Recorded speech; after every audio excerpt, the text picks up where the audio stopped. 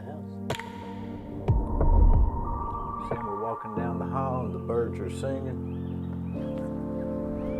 So, Kevin, my grandmother had this for years. That's a treasure. What does that mean? I mean, I know it's Secretary of the House presented to Laverne Ormby, but is this? Well, have you signed any of these? You know, when I saw this on the wall coming in, I immediately looked at the date of 1977, the fact that Governor at that time Ned Ray McWhirter signed it. John Wilder, whom I served with before he retired, and Ray Blanton was governor at that time. Ned became governor. The office that I had in the plaza, the War Memorial Plaza, was formerly Ned Ray McWhirter's office. I never did find the Nilla wafers, but they said when he was Speaker of the House, that was his office, and I was fortunate enough, and as a history buff, it was a great honor for me to introduce that when people came to look at the office. But when I see this, I realized that Senator Longley at that time honored your grandmother. I didn't know that Laverne Ormby was your grandmother. Yeah. And I realized that painter of verse. It's fantastic, and how many thousands of these are cherished around the state. But out of 7 million Tennesseans, very few people get them. I don't know what she did to get it, or how he knew her, or what the story behind it is. Well, it talks about she's waging a battle with cancer, and so someone sent this to Nashville to honor her and to honor her life and to honor her efforts. And it's really a great thing to hang on to. It's also interesting, if you go to Nashville right now, there is a room in the Capitol that very few people go to. It's actually my favorite room. It's called the Legislative Library. And there's an old 150-year-old spiral iron staircase, 3 or 4 stories, filled with books of every act that was ever done in Tennessee. So you could go to the year of 77 and look at House Joint Resolution 43, and your grandmother will be forever in the history of the state of Tennessee. The annals. The annals of time, and it's actually one of my favorite rooms in the Capitol. Yeah, and I haven't looked at this real good, but that's the book she read, A Time for Everything. How about that? A Time for Everything, and she wrote another one after that. Oh, To Everything a Season. So this is a really big deal. It's a really big deal, and the fact that all of those men have passed away, Blanton, McWhirter, and Wilder, it's something that is to be cherished by your family, and I was thrilled to see it when I walked in.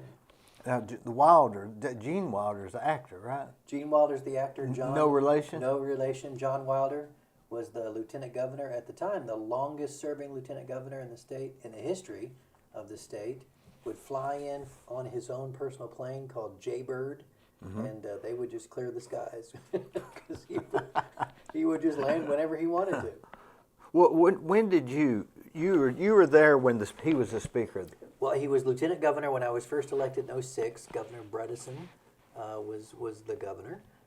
And so they completed their terms until 2010 with the new election. So I was there for the final 4-year term of Governor Bredesen and the final term of John Wilder before the Republican took over in the majority. In 2010, Bill Haslam was elected governor. Yep. Ron Ramsey took over in the Senate. And then we had a little interesting couple of years with Kent Williams being the the first Republican speaker.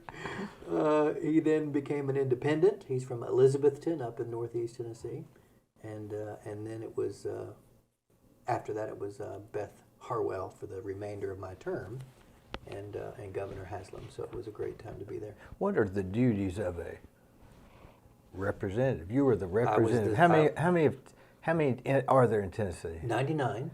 There's 99 state reps, and there's 33 senators.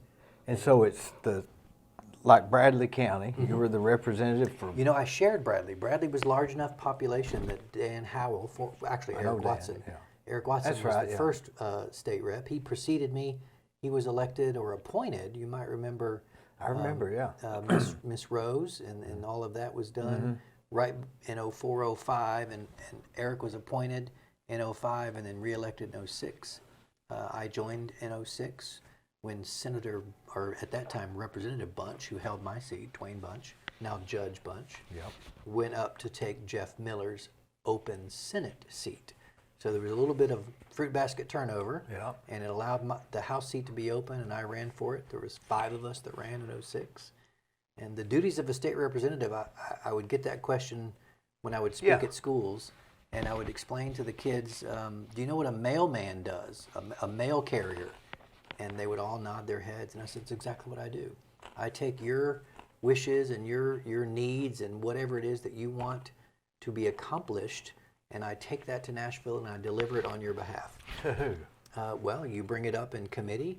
I had a great example of a local man who actually changed the entire law for the state of Tennessee. Do you know Larry Crooms, who makes the signs? He does. Yeah. So he did T.L. Larry's. He signs. sure did. Yep. So if you see that seal on your grandmother's, there was a law passed that every sign in the state of Tennessee had to have an engineering seal put on it, and it was just a bill that was passed, and a lot of us conservatives would call that government overreach. That all right, now say that again. Every sign from the size of T.L. Lowry's at Office Max all the way down to your yard signs that say Burris Construction. Every sign, no matter what size, would have to get a seal of an engineering stamp of approval, which would, depending upon your engineer, could be $70, $75 to $150 extra on the price of the sign. And so Larry Crooms called me and actually emailed me. These were the early days of getting emails, and he said, hey, Representative, I think that there's been a mistake made. You're going to put individual, independent, small sign guys like me out of business. And I said, you know, Larry, that is an unintended consequence. We're pro-business. We're not going to try to put people out of business. So I took this idea and grabbed this email and had my staff research the bill, and sure enough, it was an unintended consequence of something we had passed in Nashville the session before. And so Larry Crooms from Cleveland, Tennessee, brought it to our attention and changed the law so that it had to be a size of a certain size sign to require an engineering. If the wind can blow it over and kill somebody, you got to have an engineer's approval. So a billboard sign has that? Has to have an engineer's seal of approval. It sure does. That it won't blow over. Oh, I see. Yeah. That it won't be damaging or injurious to somebody. Yeah. So one person. They ask me all the time, can one person really make a difference? And I say, absolutely. One person can change the law. You can win by one vote. Now, wasn't it in Riceville, Tennessee, is buried a man that made the deciding vote for women to vote in Tennessee? 100%. We just celebrated that a few weeks ago. The 100th anniversary of his work. He represented the Riceville, Nyota area. Yeah. And Representative Byrne. And it was his mother. You talk about your grandmother, Miss Owenby. Yeah. His mother wrote a letter. Remember, 100 years ago, there wasn't emails and text messages. She wrote it to him, right? Wrote a letter to him that he opened the morning of the debate, and the gist of the letter contained a remark that said, I'm very proud of you. Please vote for suffrages, which is the women's right to vote. Don't make them wait. Don't delay. You wouldn't be there if it weren't for your mother. God bless you. Love you. She was right. She was exactly right. And my mom has reminded me of that a couple of times about that letter. So we all have a See, that would have been about what year? Let's see, it's 2020, so 1920. Long time ago. 1920. I've never been to the gravesite. I know Alan Jones says he went to the gravesite and actually saw it. I went with Speaker Harwell. We commented on one of the anniversaries, and she was there, invited as the first female speaker. So the DAR, the Daughters of the Republic, asked her to come, and she said, Kevin, would you join me? And I said, of course, Madam Speaker, I'd be honored. And so we drove up to Riceville, and we're there at his grave marking, and it's wonderful. At one time, that was when he was a state house representative. He's like 22 or 24 years old. That was what it's exactly you did right. The same thing. And then he actually then was promoted to the Senate and actually represented Bradley County. So at one time, the man that voted the one vote to make women, give them the right to vote in America, that was ratified by the U.S. Constitution. He at one time represented where you and I are sitting right here. Did he represent Riceville and here at the same time? When he was in the State House, it was just Riceville, Nyota, McMinn. But when he moved to the Senate, your area is larger. I would always marvel. I worked very closely with Senator Mike Bell and now Senator Todd Gardenhire, and I would marvel at, I had one city council, I had one city mayor, two, Gary Davis wasn't, but you have to remember we had another House rep that represented the county. So I really only had to focus on one library, one mayor, one city hall, one set of government. Mike Bell can't drive his truck across his district in one day. It's so large. And all these small cities, Riceville, Claxton, Cleveland, all of them, he has to keep track. Todd Gardenhire, Collegedale, Ooltewah, Harrison, all of the different areas and governments that he's got to deal with. I was very fortunate that I only had to. And it's kind of round. It very much is. Or a square. Yeah. It's not long. It's, no, the U.S. Congressman Desjardins, his is a very long and narrow. He goes from Cleveland all the way to Murfreesboro, which is kind of crazy. Yeah. And I would leave my house, and the entire time I was driving to Nashville, for the most part, until I got past Murfreesboro, was Scott Desjardins' district. So very long and very narrow, very difficult. Cleveland was the cherry. I would tell people, or people would ask me about it, and I would say, I'm the donut, I'm the munchkin, I'm the donut hole. And then the rest of Bradley County was the rest of the donut. When you say you send it to your staff to research, what would they research? What's to research? So I had a great staff, great research analyst, and a great staff there. When Celeste Thomas, did you have to hire them? No, they were fortunately there. And as I became chairman of a committee, they were assigned to me. Celeste has been there, I think this may be her 35th or 36th year of being a staff person. So remember, I was only there 12. So when Celeste would pick up the phone, the governor's office took it immediately. She had great seniority and the ability to find things out. And so I would say, okay, somebody do the research and find out when this sign bill, this engineering stamp requirement was done, was added on as an amendment in a committee. No one really thought it's going to have a far-reaching, problematic end or outcome. And so that's actually something that Senator Bunch, I still call him Coach Bunch, because he coached me the whole time I was there. He's a very famous wrestling coach for I think he was a coach, too. 100%. So I would say, thanks, Coach. And he would say, Kevin, we spend 50% of our time passing legislation. We spend the other 50% of our time fixing what we just did. And he's really right. Sounds like the construction business. Well, it's very similar. We just didn't get paid as much as you did. Yeah. Well, let me ask you this: when they once they researched it, then you take it to the committee. Correct. And say, hey, committee, here's the deal. So again, if it was done closely enough, we could revisit our actions and possibly change it within the same session. Or you just file a new bill, and so you would literally get a very large piece of paper, a parchment like that, and it's a large folder, and it would be written. I think when I was there, I think it's probably more now, but when I was there was about 35 lawyers, and that's all they did. In fact, we have Mr. Mundy, M-U-N-D-Y. Do you know Dr. Mundy? No. Karen Mundy. She's a Carol. Her son is a lawyer for the General Assembly. And so there's about 35 full-time lawyers that are there 12 months out of the year, and they research, is what you're trying to do constitutional? Is what you're trying to do legal? Does it go against anything that's already been done, or can we use something that's already been passed and simply amend it? So that's what we did. We didn't recreate the wheel. And is amending it legal? Is amending it... You just have to get the same number of votes, and the same way it was passed originally, you have to get the same prevailing majority. Do they have a lawyer that's assigned to that one? In other words, if you had three, they would be disagreeing. That's correct. Or they have a specialty. You know, some lawyers specialize in education. The lawyer that helped me with this amendment specialized in the law that is concerning codes and enforcement and regulations. If it was a law about roads, Chairman Dan Howell is now Chairman of Transportation. There's a guy that has his expertise in roads.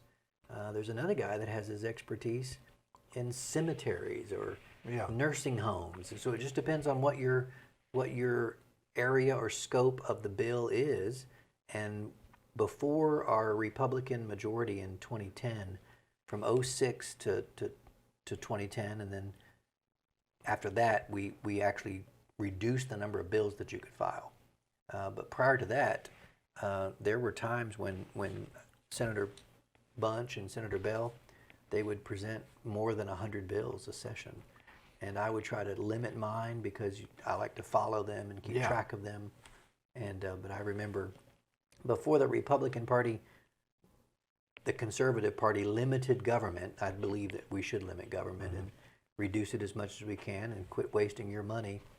John Stanbury, Dr. John Stanbury, he would always remind me, we were always really good at sending out press releases and talking about what we had done in Nashville and how we had saved money. And he would say, Kevin, you do realize that that's our money.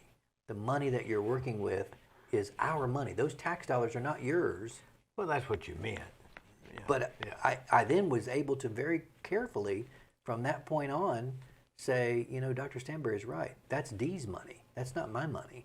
And so whenever we would have a tax rebate or a tax reduction of any kind, when we reduced the tax on milk or reduced the tax on whatever we were doing, I would always be very careful to say, Dee, this is your money that I'm giving back to you to put back in your pocket. Rather than saved you money. Yeah, I'm giving it back to you.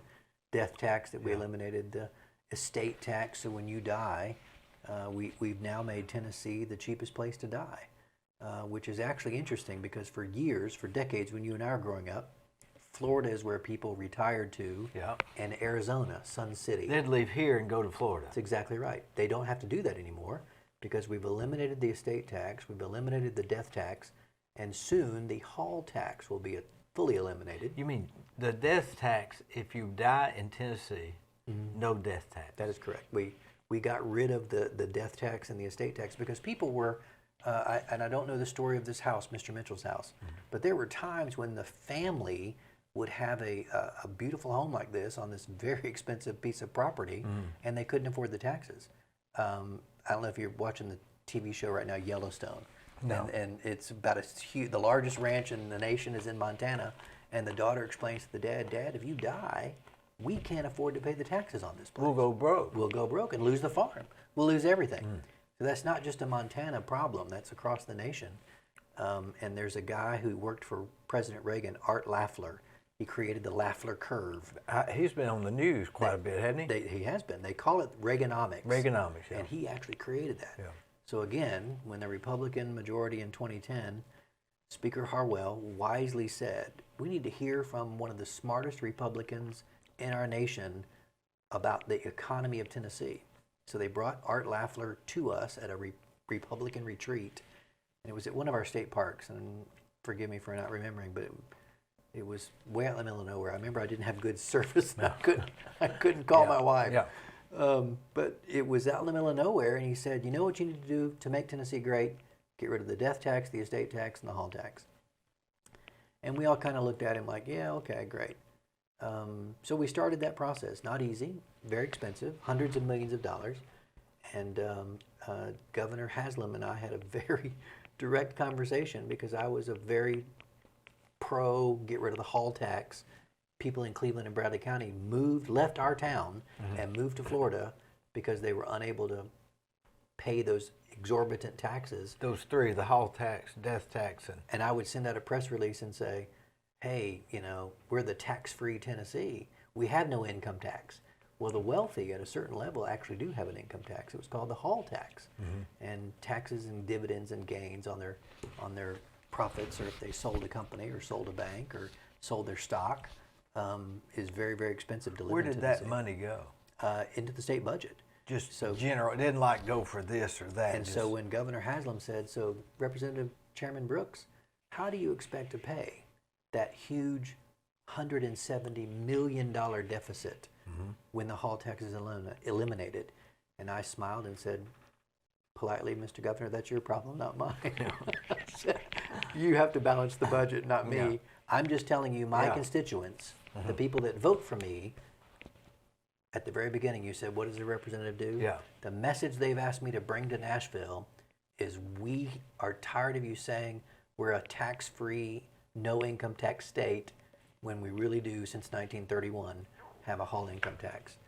When I first got there in 06, some businessmen in Cleveland wrote me some pretty direct emails and conversations and letters about the hall tax, and I worked at Lee College. My salary I didn't have stocks. I didn't hit it, and I asked the same research staff, tell me about the hall tax, and thankfully it was passed in 1931, long before I got there, and I was able to say, hey, this was not my idea. It's a terrible idea, but you're right. We're either a no income tax state or we're not. This is black and white. This is not gray. And so I worked the entire 12 years to eliminate it. And it wasn't until my 12th year that we passed the bill to begin the reduction. It's such a big number, and it will impact the budget so badly, we're having to do it over a phased, what we call a healthy diet. Chairman Sargent, who we lost last year to cancer, he was a huge champion of that. I was vice chairman under him, and I followed that lead to say, this is the right thing to do for Tennessee. Now we'll do a Paul Harvey moment. Once we eliminated those 3 taxes, Art Lafler and his entire family of either 13 or 16 members all left California and moved to Tennessee because we did what he told us to do, and we did become the most affordable state for senior citizens, for retirement, for death, and for the elimination of the hall tax. So because we don't have state income tax. That's correct. Correct. So all of my family, all of my relatives live in Georgia. And so when they get their paychecks at the end of the month or the end of the week, they've got a pretty hefty income tax that they have to pay, a state income tax. And that's not reduced by how much, that doesn't reduce what you pay the federal government. That is correct. So why have it? It's in addition to. Well, and that's one thing that our state is different. Tennessee is different. We pay cash for our roads. People talk about all the time, why is it taking so long to pave Highway 60? Well, we pay cash as we go. We don't borrow. They build roads faster in Atlanta. I say, yeah, I used to live there. I get it. But they also go into debt to build those roads. And we're an incredibly conservative state. We don't want to go into debt to build roads. I don't believe that's a healthy thing to invest in. How long does pavement and asphalt last? It's not long. It's not a great thing to invest our money in. I would much rather invest our money in the state retirement fund, which is one of the best in the nation. Well, that's interesting. It's I thoroughly enjoyed the 12 years I was there. It was the greatest honor, the greatest calling of my life, and miss it, quite frankly. I'm a history major, and that's so full of history there. But when Mayor Rowland asked for me to, he knew how to say it. You and I both had a dear friend, T.L. Lowry. He said, I want you to pray about something. In other words, I want you to do it really bad. And I thought about it for a while, and I know Tom was here last week, and I wish he was here today. That's actually a really good story. He asked me in 2016 to run and to think about running for mayor, and I said no. And it wasn't until the 2018 cycle that he asked me again, and would I consider it, and I told him I would pray about it. That's the good Church of God answer. That's the way. That's the way we say things. I'll pray about it. Yeah. And I actually really did. Yeah. And I really came to the answer that it really was my time. I know this is not a Bible verse show, but Deuteronomy talks about how God orders the steps of a king, and promotion comes from God. And so, elections are interesting for those of us who have a deep faith, because we know that God is really in control. And so I prayed earnestly about running for mayor because I was having a great time in Nashville. We just gotten $10 million for Cleveland State and $25 million for the Veterans Home and Exit 20. And I sort of had just figured out Tom Rowland Bridge. Tom Rowland Interchange. Yeah. I had just sort of figured out the Da Vinci Code of how to get things for Cleveland, which is kind of what you go there for. Yeah. And so I was very thankful for all of that great season, but I also realized, God was getting me ready for a season in my hometown that I hadn't really thought about. I hadn't really thought about what can I take from the things I've learned in Nashville, and how can that help my hometown? Well, it's interesting because, I mentioned to you earlier I was working on my speech out in the car about Monday's council meeting. Mm-hmm. There will be something that comes up on Monday about a road or a bridge. Well, I can very easily pick up the phone and call the Commissioner of Transportation because he's a very close friend of mine. Mm-hmm. There could be something about corrections or the jail. I can pick up the phone and call the Commissioner of Corrections. I'm very blessed that God has given me friendships, 3 governors that they asked me, do I want a new cell phone number? And I said, oh no, 3 governors have my cell phone. I don't want to change it because God forbid that they need me or I need them, mm-hmm. and I lose those numbers. So I'm very fortunate that there's a really Old Testament verse that says, for such a time as this. Your grandmother wrote the book. Very similar. For everything there's a season. Yeah. That's also a great verse. Mm-hmm.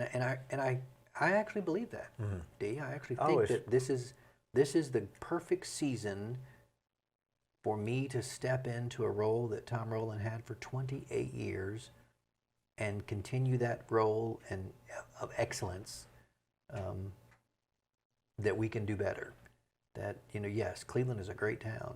City with Spirit is doing great, but we can do better. We can have better roads, better schools, and attract better. I met a lady today that moved here from Michigan, mm-hmm. walking around my subdivision earlier this afternoon. And that's the kind of thing. She said, well, my husband, his job is in Chattanooga, so we're looking at Ooltewah, but we love Cleveland. And I said, well, that's great for me to hear. And I never said I'm the mayor. Yeah. It scares people. Plus, a few hours ago, I didn't look like the mayor. Yeah, you didn't have your makeup on. I was working out in the yard. I know it's Sunday, and I'm not supposed to, but I was doing some yard work and just saw her walking around, and Kim's mom and dad are thinking about moving here from Georgia. And so it seems like this mayor from representative is a step down in the hierarchy of politics. So do you ever remember a guy named Thomas Tip O'Neill, Speaker of the House in Washington? I remember that name. Great big Irish guy, full of life. He had a very famous saying. He argued with Reagan, didn't he? He did. He had a very famous saying. They had argued the whole time. Argued the whole time. Yeah. But had a great friendship at the same time. Uh-huh. And his great famous saying was, the best government is the government closest to the people. So Nashville, you're one step away from the people. Washington, you're 2 steps. Mm-hmm. Mayor, you're the closest to the people. So think about this, Dee.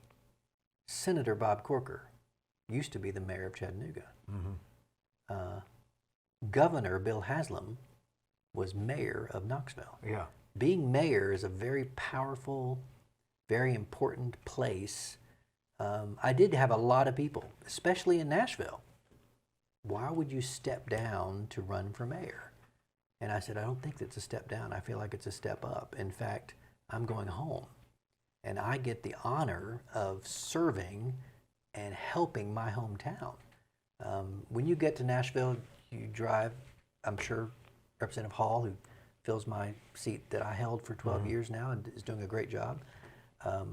Representative Howell, you get in your car, you leave your family, you leave your wife, you drive 153 miles. You may or may not see anybody that you know. They don't know who you are. You don't know who they are. How long are they there? Monday through Thursdays, every week for the length of session. Sometimes you start in January and don't end until June or July. Sometimes it's August. This time they got called back by the governor for a special session again. So you think you're done and then you get called back. So they're theoretically just moving to Nashville. You are gone a lot. Ask my wife, ask my children. I left when they were at Cleveland Middle School, and I still regret being gone for such a huge, substantial part of their very important development. Did you ever have to come back at the noon meeting and then for something and then head back the next morning? All the time. Soccer games. And thought this is ridiculous. Dance recitals and and I would actually be very envious of the very wealthy people that had airplanes and could fly them back and forth, because there were some members that did fly often. And yes, you do get very frustrated, but being here at home and being able to help every day, because Dee, when you're in Nashville, you check into a hotel and you order room service and you can go to the gym and you can show up, or you don't have to. No one's there checking roll until you're at the house floor. So your office hours, your every other part of that day, unless you're a disciplined person, you basically can do whatever you want. And here in Cleveland, Cook's or church or Cracker Barrel or anywhere you go, you're always the mayor. And you're always on call 24/7. Like I said, this phone that you've got two phones, I noticed. The mayor's office, they provide you with a phone that's connected to the 911 system. And people ask a lot, what's the difference between being mayor and being a state rep? State rep, you weren't up or notified 24 hours a day like you are as mayor. Accidents, overdoses. So if there's a wreck on the interstate and they dial 911, it rings your phone? No, what it is there's called an administrative CAD report. So it has to reach a certain level. If you just break down on the side of the highway, I'm not going to get a text. Yeah. If you have a flat tire, if get they're stopped for speeding. Yeah, stopped for speeding. I'm not going to get those. But if it reaches or is raised to the level of an administrative report that they think the mayor and city council ought to know about it, wreck with injuries, entrapment, Paul Huff is closed down. Because what happens when Paul Huff is shut down and one of your buddies is stuck in traffic, you're trying to get to a closing, you're going to call me and say, hey, Mayor, why is Paul Huff shut down? So now you know. Now I know. So all the city councilmen would be in this loop. That's correct. That's correct. The city council, city manager, and the mayor. And then it also increases your prayer life, because you realize that these overdoses and these accidents and you can see when life force has been dispatched, and you realize that's somebody's wife, somebody's husband, somebody's child. I have 2 children. You instantly look to see, where is that accident, and is it in relation to my loved ones? So it keeps you on your knees. My prayer life has tripled. Plus, my church is now emailing prayer list. 100%. So I'm getting, we could be praying all the time. That's and I miss my friend Dr. Lowry. He would always sort of encourage me and have a word for me. And now a dear friend, Pastor Max Morris, sends out those prayer requests to me, and often mentions that he's praying for the mayor and the city council. And that's what I tell people. They ask all the time, what can we do? And I say, pray. Pray for me as the mayor, pray for my family, pray for our city council. We meet on Monday. And I said, it's not going to be easy. This is not an easy time to be in government or be in politics. And so I said, I covet your prayers. Are y'all having regular meetings or Zoom? So we're having modified meetings right now. If a councilman doesn't want to come, the governor extended the executive order that he gave, so we do have the ability to have an electronic meeting. The last 2 meetings, we've all been there 6 feet apart. They kind of changed our seating arrangement, social distancing. We wear the masks, but the public has to log in on Facebook Live or Zoom. And then if you're presenting, you can log in. I'm just going to use this for an example. If there's a plat of land that you want to speak on you can call in. We provide a number. You can text, or you can comment on Facebook Live. It's not the greatest situation right now. I'm looking forward to opening back up. But I mean, we're having to take temperatures, and you got to wear the mask, and there's hand sanitizer everywhere. So I get it. And we've had, quite a few, 8 or 9 is the last I heard, of city staff. Now that's all of us. That's City Hall, Works, Public Works, Enforcement, Police, Fire. So 8 or 9 is not a lot of people to be having COVID right now. Only 155 active cases as of today. No deaths in over a week, so I'm very thankful. But we are making sure that we're not putting people in danger to come and talk about a subdivision plat. But you have to have the meetings. You got to go Have to. forward. I guess. Government can't stop, and so we can't just cease and desist. We just have to do the best we can with what we're given, but I am looking forward to it. It's sort of like the restaurants opening back up and churches opening back up. It's good to be back together, and the safeguards that we have in place. I was at a viewing yesterday, and it's difficult. These are difficult times to lose a loved one or lose a friend, because you can't have the full visitations and the funerals, and it's just, as a matter of fact, I was standing there, and two people did not recognize each other because they had the masks on, and they were related. It was uncle and niece, and you know, oh, I thought that was you, but I couldn't tell with the, you know, so they pulled the mask down real quick. You know, I've been some places with my mask, and the other person's wearing a mask, and we know each other, but neither one of us is wanting to talk, and we just play like we don't recognize each other. So it has its advantages. But it's interesting. And again, my bank right now is still drive-through only. What's going to happen when we start going back into a bank lobby with a mask on your face? We don't have to label them robber. I don't know what we're going to do. I'm looking forward. Otherwise, they won't know it. I'm looking forward to being fully open again, and all the restaurants reopened, and I'm excited about that. You know, of all the cases we've had in Bradley County, we've got more than we ever had total, but people are going around more than they used to. So I guess some of the fear has gone away, even though more people's got it. I think there's a realization of everyone's probably going to get it at some point. And with correct medical treatment, it's very survivable. I'm living proof of that. I was hospitalized for 11 days. If you had to go through it again, they said, okay, next week you're going to go through that again, would you dread it? Oh, yeah. Yeah, it was the most painful. There's two things about COVID, and didn't even know we were going to talk about this today. First, how did you get it, do you think? Well, there's no question that Father's Day weekend, I was in a couple of different places where breakouts occurred. We've narrowed mine down. You know, they do the tracking. Yeah. We've narrowed mine down to the Church of God related. Either the Sunday at church or the Monday that I went back to the office, there were cases in both areas, both buildings. I was exposed. I was actually doubly exposed on Sunday. Did they call you and say, hey, you're exposed? No, no. You started hearing that other people were tested positive, and you're like, oh man, I sat on that same pew he sat on. And then, oh great, I was in his office. Yeah. We were this close together. No masks, no, you know. And so you start realizing, but what people talk about the COVID symptoms, you hear a lot about, you know, fever and cough, sore throat. What people don't talk about is the psychological.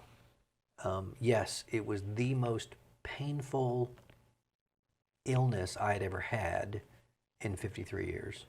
Once you heard that you were you might have been exposed, how long did it take you to feel something?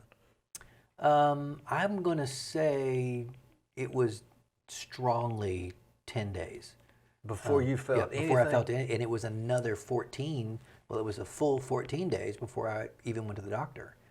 So the idea of it hitting you within 4 days is not the case. I personally don't think so. Yeah. You know, I thought it was kidney stones. I've had kidney stones before, and my lower back was killing me.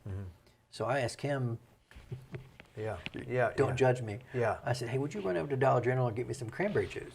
Just the biggest thing of cranberry juice you can find. And she was like, what's wrong, babe? And I said, my back's killing me. I think I got a kidney stone. So she ran across the street, and on a Thursday, on a Thursday, and that last week of June, and Friday-ish, next day, she's always takes such good care of me. Hey, babe, what can I get for you? You need anything? I said, yeah, I'd love some more of that cranberry juice. She goes, baby, you drank it all. It's gone. I was like, what? She goes, yeah, you consumed the entire, and I said, I am still just dying. That was Friday. Saturday, worse. Sunday, worse. Back. You're back. Monday, please take me somewhere. So something's wrong. So I went to the clinic, the walk-in clinic, and they tested me out in the parking lot, the little tent, and Yeah. you're Yeah. triaged like a MASH, like a MASH unit. Yeah. And she said, no, you're negative. You're negative for COVID. Because they stick that thing in your nose? And I said, did that hurt? It was uncomfortable. I'll say that. The swab? Yeah. It wasn't deathly painful, but it was uncomfortable. It's up there. It's very, very deep. They call that nasal pharyngeal, up into your pharyngeal area. And I said, hey, can you give me a flu test? I feel like I've been hit by a truck. Sure, Mr. Brooks, we'll give you a flu test. Well, whatever you want. They pricked me for the flu test, or however they test the flu. And maybe that was in my mouth. And sorry, Mr. Brooks. So I'm in the tent for the test, go back to my car, wait, back to the tent. They come get my results. COVID negative, flu negative. So I'm back to the tent. And the nurse says, let me get the nurse practitioner to come listen to you. I hear something. And so they kind of... This is the same day. Oh, this is Monday. Yeah. After I drank all that cranberry juice. Yeah. And she said, yeah, I hear you're rattling around in there, and I'm going to give you a Z-Pack and a nebulizer, breathalyzer.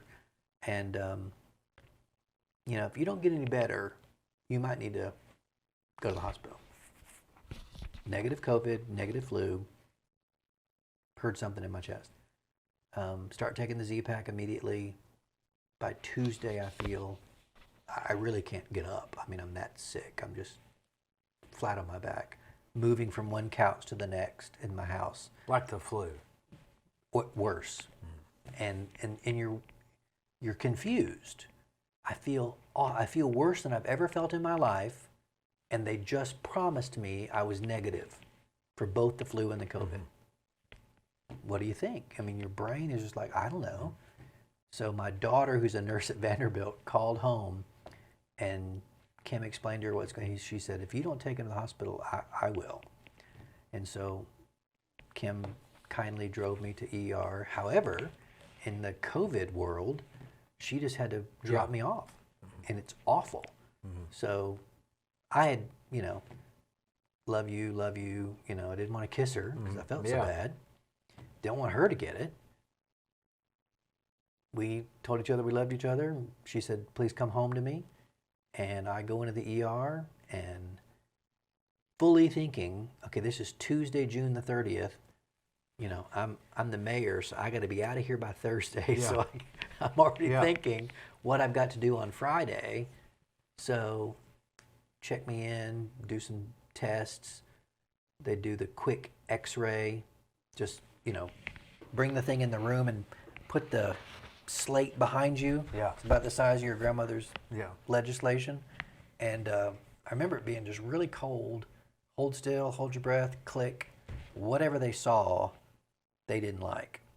And they immediately took me on my stretcher, on the gurney from the ER to the CT scan, which is the donut, and it's the big, you're clicking and beeping and you can't move. And then they put the vein, the dye in my veins. Have you had that procedure? Yeah. Not comfortable. No. Burns, you know. And again, whatever they saw, Mr. Brooks, you have bilateral pneumonia. And I said, what does that mean? I don't know what that means. Yeah. They said, double pneumonia. They said, you're a very sick man. And I said, so what does that mean? Tell me what that means. Well, you've tested no for COVID. They tested me that day, right then. Again. You've tested no for COVID, but they said, your lungs, they said, have you ever been in a car accident? I said, yes, ma'am. Have you ever seen where the windshield just shatters? It stays in place, but the new breakaway glass just, and you can't see out of it. It's opaque. Just tiny little cracks. So that's what your lungs look like. Literally looks like a shattered windshield. Completely full. Of what? She said COVID. So in the ER on Tuesday the 30th, the ER physician said, "You've got COVID. I just can't prove it." She said, "Walks like a duck, talks like a duck. It's a duck." I'll never forget those words as long as I live. Probably more sure than you would be if you had the test. She That's said, why tests are so.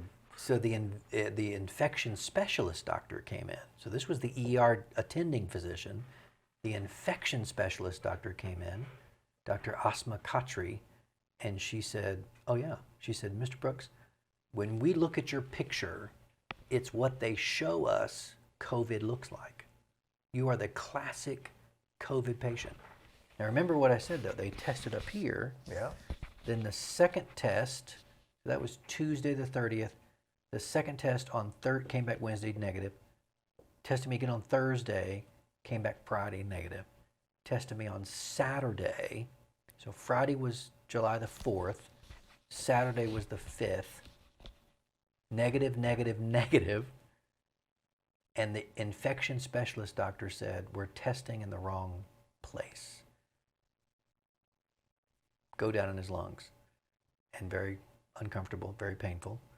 But once they gathered that specimen, instant positive. What was the problem? Tuesday, Wednesday, Thursday, Friday, Saturday, they could not give me anything for my COVID. They were giving me antibiotics, some of the strongest they could find. Because you had pneumonia. So we're going to treat this like bacterial pneumonia. But it turns out on my discharge paper that they gave me, it says COVID SARS pneumonia. So my pneumonia was actually COVID pneumonia. And I just read this week, so here I am now 2 months past, and everybody, now that I'm a COVID survivor, they send you everything COVID related. And so I got a report that was just sent out this week from Tennessee Oak Ridge. They used the Oak Ridge supercomputer to crunch 2 billion genetic codes, sequences, and it's learning, the supercomputer is learning more about COVID than we've ever known. And it talked about 2 things, how it actually tricks your body, and the reason people are getting sicker, Kevin Brooks was getting sicker every day. And the reason you're getting sicker is COVID tricks your body systems into working against itself. So when you get a liver transplant, you take anti-rejection medicine, so your body doesn't work against itself. COVID works against your body and tricks the cells into your blood vessels start leaking and organs start failing, and that's why people are dying, even when they're on a ventilator. Even when you're on oxygen, you're suffocating. Another thing that report from Oak Ridge said was a jello-like substance, just as thick as jello, is being produced in your lungs. And even though they're forcing oxygen in you, it's not getting where it needs to get. I did not know it at the time, but I was up to 8 liters of oxygen 24 hours a day being forced into my body. That's the oxygen out of the wall. It only goes to 10, and that's when you go to the next step, which is the ventilator. You had 2 liters to go. And I didn't know it. One of the administrators, when I was thanking them for saving my life, she said, when did you know how sick you were? When did they tell you just how sick you were? And I said, they never really did. They shared it with Kim, and I was trying to communicate with Kim on FaceTime on my iPhone, and we had my son and my wife and the doctors, and we were trying to converse and confer on what my next steps were. And Dr. Marcus, his title is hospitalist. So all the doctors at the hospital, the top one is the hospitalist, and there's one on duty at all times. I think there's 3 or 4, but there's only one. He's the general. The hospitalist. And so all the other doctors listen to whatever he says. And he came into my room. They called him back from Ooltewah. He lives in Ooltewah. They said, this guy is really, really sick. And this was Sunday night, late Sunday night. And he said, I know you're the mayor, but I am retired lieutenant colonel in the Air Force, and you are going to the ICU. Up to that point, I had said, that's where people are dying. Yeah. I don't want to go to ICU. I don't want to be on a ventilator. And he said, I'm going to overrule you, and I'm going to overrule everybody else. you're going to ICU now. And that's when my turnaround happened, because I was, the same time I had just tested positive. They got the test back that they had taken on Saturday. They moved me to ICU. They immediately began the clinical trial drugs that they had gotten from Vanderbilt. Which is what? Remdesivir. That's what Trump keeps talking about. Remdesivir. He calls it remdesivir. It's remdesivir. I'm sorry, there is a D. Yeah. It's an antiviral drug. Ironically, it was created when HIV. And for malaria. And for malaria. So HIV, malaria, COVID are all viruses. This is an antiviral drug. So they gave me high doses of that, which they had to get from Vanderbilt. Thank God, Vanderbilt. Now, when you're laying there before they've given you the remdesivir, and you're taking 8 liters of oxygen. Yeah. Describe that minute. You know, Did your chest hurt? I was so sick, and they had pumped me full of so many drugs, antibiotics that were physically making me ill. Like stomach swirling just around? Horrible. Just sickness that you can't imagine. Throw up? Oh, yeah, all of it, everything. Did you throw up during everything. that time? All the time. I mean, it was just, so I would beg them for something to let me stop, and it was Phenagrin and Zofran. All those things. Yeah, and nothing was working, so they're giving me more and more. So I would sleep for 20 hours. Could you take a deep breath? No, zero. Just go breathe like you'd be breathing. Oh, it was just the constant, like you're in a slow jog. I felt like my Labrador, just constantly, and which is ironic. When I called my buddy Mike Carter, who also had it at Erlanger, same thing. I knew that sound the minute he picked up the phone. I recognized it as my own, and you're all these words of elephant sitting on my chest, fish out of water. You know, people are trying to describe it. It's just literally, you try and take a deep breath, and you can't. You cannot inhale. Your lungs are so full of whatever this jello. It's like you're just sucking it in to hear. Exactly. And my lungs were full. And so my pulmonologist and my other doctors told me, hey, it's going to take a while for you to get your lung capacity back. In fact, they brought me this tool that you blow in, and you got to blow up to a certain number, and they wanted me to do it 3 times a day to regain the capacity in my lungs and get this stuff out. Incredibly large doses, remdesivir. So when they sent you to the ICU, you had not been on remdesivir? No, you couldn't get that. It's a clinical trial that only COVID patients can get. So until I tested positive for COVID, I couldn't get the donor plasma, which is the other drug that saved my life. And they kept sending me, your buddies would send me all these things from Facebook about these high doses of steroids. Yeah. There's a doctor in Texas that was inhaling them, but remember, you couldn't get anything in my lungs. Yeah. So they reversed it and put them in my veins. So I was getting incredibly high doses of steroids, remdesivir, and donor plasma. And it's that chemical combination, that chemical cocktail, that I fully believe saved my life. It wasn't, like when you're real hungry and you got a craving, you say, oh, that's salt and vinegar potato chips. That did it. None of those 3 were the thing. It was. I'm confident it was the 3 of them combined. It was. You think one by itself did nothing? I think one by itself was not strong enough.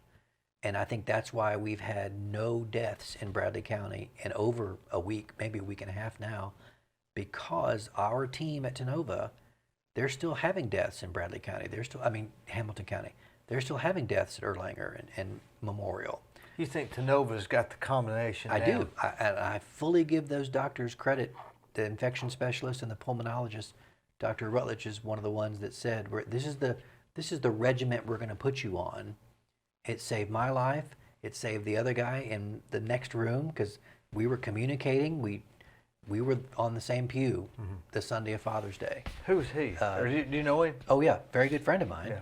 And I don't want to say his name in case he doesn't want me to. Yeah. But I was in room 107. He was in room 108.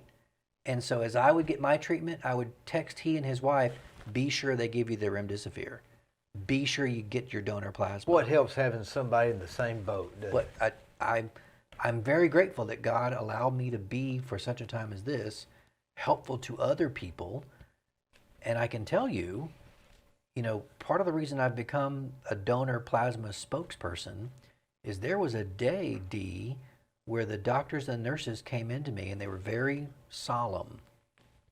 And they said, Mr. Brooks, you're going to get your donor plasma today, but somebody else needed it more than you do. You're doing better. But those were the three. Those were the three. Yeah, but there's a shortage of my O positive donor plasma. The guy next to me was I think A negative. They were having trouble finding his. So you have to have this, not just donor plasma, but the same, Correct. like A blood type. I think I'm A positive, Correct. which is rare. So very rare. It'd be, if I got it, it'd be slim chances. Well, that's why I'm telling people. We just had one on Friday. Please, please, please, if you've had COVID, get your test, get the application, and get signed up to donate, because someone before me donated O positive and it saved my life. But there was one day where they came into my ICU room, and it was called a reverse oxygen chamber. So they had to come into like a submarine, they had to come into the outer chamber, wait for the air pressure to change, come into my room, you hear the rush, the air where it exchanges like that. And they came in one day, and I know there's a rhythm, there's a pattern. Yeah. And I noticed there was more than normal. There was like 3 people instead of 1. And I noticed they were kind of talking outside before they came in. You can hear the voices. And they were concerned. They when they walked in, they were immediately, their looks on their faces, because remember, they're just as much covered up. Yeah. You're only looking at the crow's feet. And so I'm looking at their eyes, and I thought, okay, whatever we're about to talk about can't be good. And it was to tell me, you're going to be okay, and we're going to get you your stuff, and it's going to be here tomorrow. But today, there's someone sicker than you, Mr. Brooks, and we've got to ration this donor plasma to somebody else in ICU. And I was feeling better. This was by Wednesday. And now, when did you get transferred to ICU? On Sunday, and by Wednesday, I was doing better. It was that fast. How about the Monday? I mean, as soon as they gave you that combination, Monday, was it like 15 minutes later or 6 hours later? I was better in 24 hours. You could tell you was headed in the right direction. My fever stopped. My night sweats stopped. It's funny, they told me afterwards, they didn't want to scare me, but double pneumonia can kill you and COVID can kill you, and I had both. And part of the double pneumonia is just, and Dee, you know me, yeah. I'm not a sweater. Yeah, I'm not a heavy sweating guy. No. I'd have to change clothes 3 times a day. Change the sheets on the bed. Did you lose any weight? I didn't, because of the steroids. As a matter of fact, I came out, somebody saw my picture in the paper and said, my God, Brooks, what'd they feed you? Yeah. It's because of all the steroids. But it saved my life, so I don't care. I mean, thank God. So I'm now eating more healthy and doing better and exercising. Within 24 hours, you were able to watch TV? 24 hours, I was definitively better. Were you watching TV prior to that, or just? I didn't watch a lot of TV. I'll be honest with you. It was more, I slept a lot. I rested a lot. If you didn't watch TV, you were sick. I was focused on getting out of my bed, because what I knew, if I would get up and move around, and they kept telling me, when you feel like it, you need to get up. You've been on your back for a week. That's what kills a lot of them. And they would actually tell me, sleep as many hours as you can on your stomach. There's a study that was coming out of New York that even on ventilators, people unconscious, they were rolling them over onto their stomach to have them sleep on their stomach. For some reason, that helps you clear your lungs out. And so I would sleep as many hours as I could on my stomach. It's hard. I had IVs in both arms and caths and heart monitors, and so just getting up to go to the bathroom was a chore.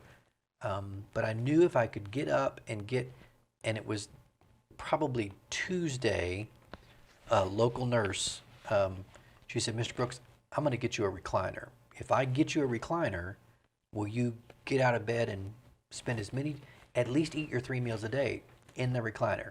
I said, absolutely. So they bring in a recliner, First thing I did is when I got out on Friday, I said, make sure that my buddy in 108 gets my recliner. It helped me enormously. I was sitting up, I was functioning, eating my meals. Blood was circulating. Blood was circulating. Last 24 hours, I spent more hours in the chair than I did in the bed. You get to where you don't want to be in a bed. Yeah. I just don't want to get back in that bed again. They had my IVs, my arms kept failing, so they put in what they call a mid-pick line, which goes straight to your heart. And so I had reduced the number of cords hanging off me. And I was sweating so badly. At one point, my body temperature was so high that the gummy glue on my heart pads melted. And I had a nurse tell me, in all the years of her nursing, she had never seen someone who melted the glue off of the pads. That's how enormously hot my body temperature was. So when I go to work every day and they check my temperature, I go to City Hall, check your temperature. I giggle because I'm like, there ain't no temperature. You hadn't seen temperature until you saw what I had. Yeah, if you had the temperature you had, you wouldn't be going to the meeting. Yeah, I'm like, buddy, you can check it all day long. It doesn't bother me a bit.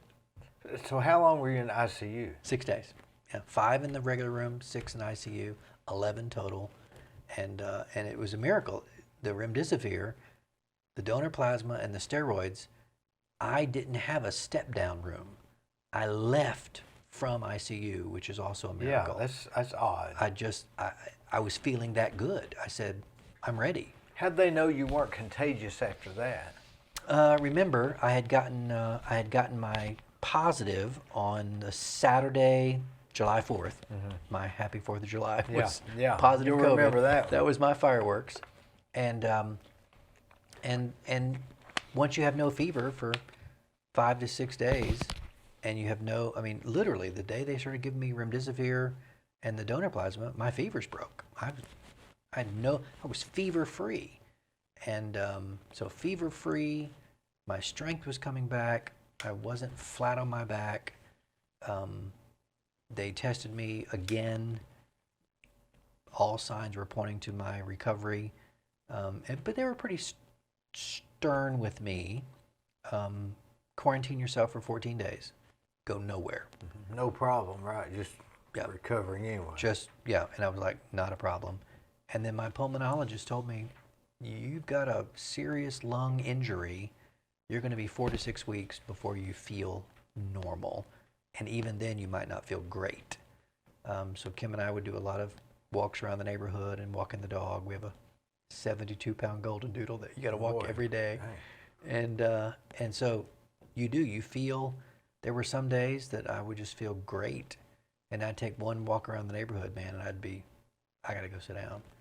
And it's just your body trying to get itself back to normal. Would you think you're normal now? I really do. I tell people, I have lots of friends that ask lots of questions about COVID and how do you feel, and I still have residual problems. I'm very grateful that when I was released from the hospital that I don't have any residual, I never lost my sense of taste. I had 11 days of hospital food. I never lost my sense of smell. And there were a couple of days without a shower. I wish I had lost my sense of smell, but I didn't. And people have different. Very different. Very different. Tom said he had a headache he said Sandra lost her sense of smell and taste. Mm-hmm. And she had a headache, and other than that. And as did my daughter. My daughter, who's the nurse at Nashville. Did she have COVID too? Did she have it prior to you? She had it prior to me. We hadn't been in contact with each other, so she believes she got hers at a restaurant in Nashville. But how was hers? How was hers? She never got to the hospital. Spent quite a few days in bed, quite a few days feeling badly, flu, achy. Same hit by a truck feeling that I had, sore throat, but was never hospitalized. Her big problem was Vanderbilt Hospital required 2 consecutive negative tests to go back to work. And she would, as you have heard reported, it's very true. You can test negative for COVID today and test positive the very next day. Yeah. And so she was having trouble getting 2 consecutive negatives, finally was able to do so. but she was out of work. She was sick for 2 weeks and then out of work, recovery for 2 weeks. Why does she live out in Nashville rather than here? Vanderbilt. She's a nurse at Vanderbilt, and I'm incredibly proud of her. She identified that was the only hospital that she applied for. I did not know that. As a nurse? As a nurse. So she graduated from here at Lee School of Nursing, and I was still a state representative and was in committee. You're live on television, and just like you, I'm reading this paper, and I look up, and I see my daughter in the back of the chamber, and I said, we're going to have a recess. Yeah. My daughter just arrived. And so we have a little recess, and I go back and see my daughter, and she was there for an interview that I didn't know she was coming Wonder for. what her attraction to Vanderbilt was. The very best. She said, I want to work at the very best training hospital in the state of Tennessee. To be a nurse. To be a nurse, and she's now been promoted to a charge nurse, and I'm incredibly proud of her. She picked senior care. She picked acute care of the elderly when she was in school, and that's her passion. So she specialized. She does, and so now that I'm 53 and getting older, I'm thankful that my daughter wants to take care of the elderly, and she's great at it. She's just her spirit. She treats every single patient like her. I bet she does pretty well. I'm very proud of her. That's different than being I'm very proud of her. Yeah. How old is she? She's 24, and so she's doing very, very well. My boy is 20. Oh, wonderful. He's going to Lee now. He just started a few weeks ago. My son just got a new job, IT, and so I'm very proud of him. He's smarter than his dad. So where's that at? Right here, just down the road in what I call the Capstar building. His company that he works for is Keystone Solutions, and they do all the IT and computers. And if you think about where the future of our world is going, oh, it's there. Yeah, it's right there in that world. Which president was it? They asked his mother, "Are you proud of your son, the president?" And she said, "Yeah, and I've got one that's plowing a field that I'm proud of too." Or what was that story? But it's a great story. It's fantastic. I can't remember which one that was, but in other words, it didn't matter what they did. She's proud of both of them. And we just dedicated Paul Kahn Parkway last week, and famously the Kahns had 12 children. And Coach Hughes, I still call him Coach, Dale Hughes, Councilman Hughes, I should say. Those are his glasses. Yeah, Councilman Hughes. He was in here last week, and he left it. I hadn't even told him. How funny. They're bent. That means they're expensive then. Yeah. But he was giving the history when they dedicated the road, and he said, "Do I look like Dale?"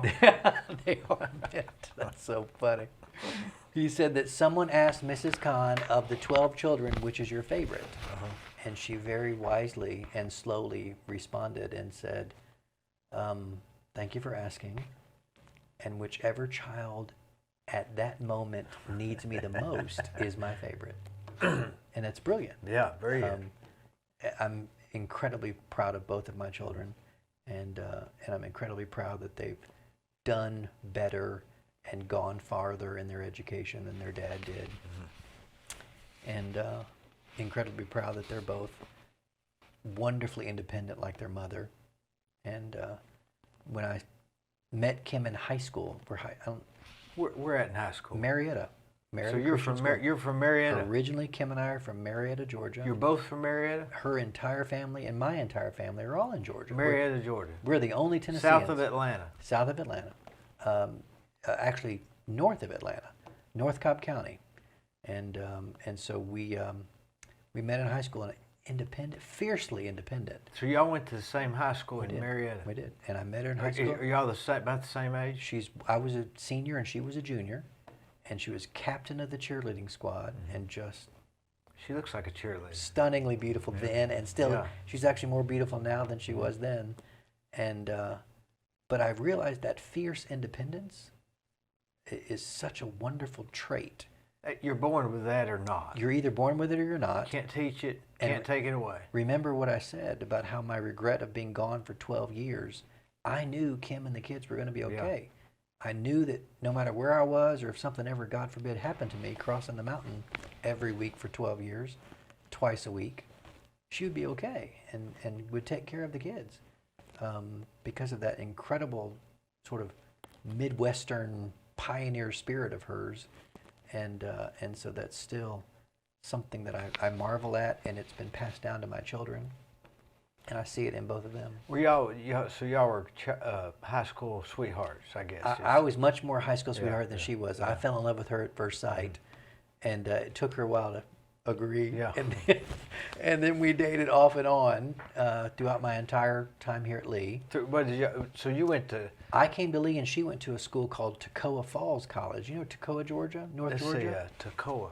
It's where the dam break. You built a dam in '77. I built a dam, yeah. They had a dam break, and a bunch of people were killed, unfortunately. What's next to?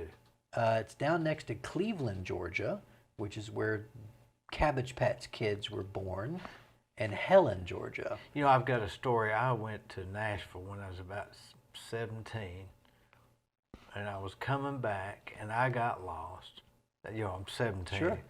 I ended up in Atlanta. Wow. And You missed the. I you missed went it. I missed it.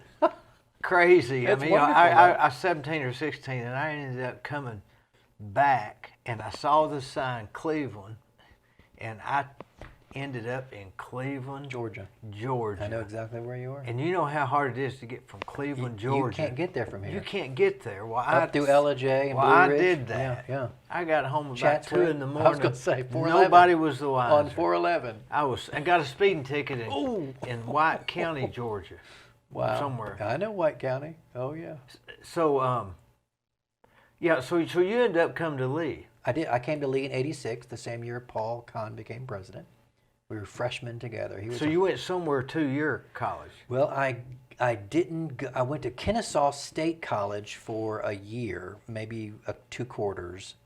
It's funny. I always wanted to come to Lee.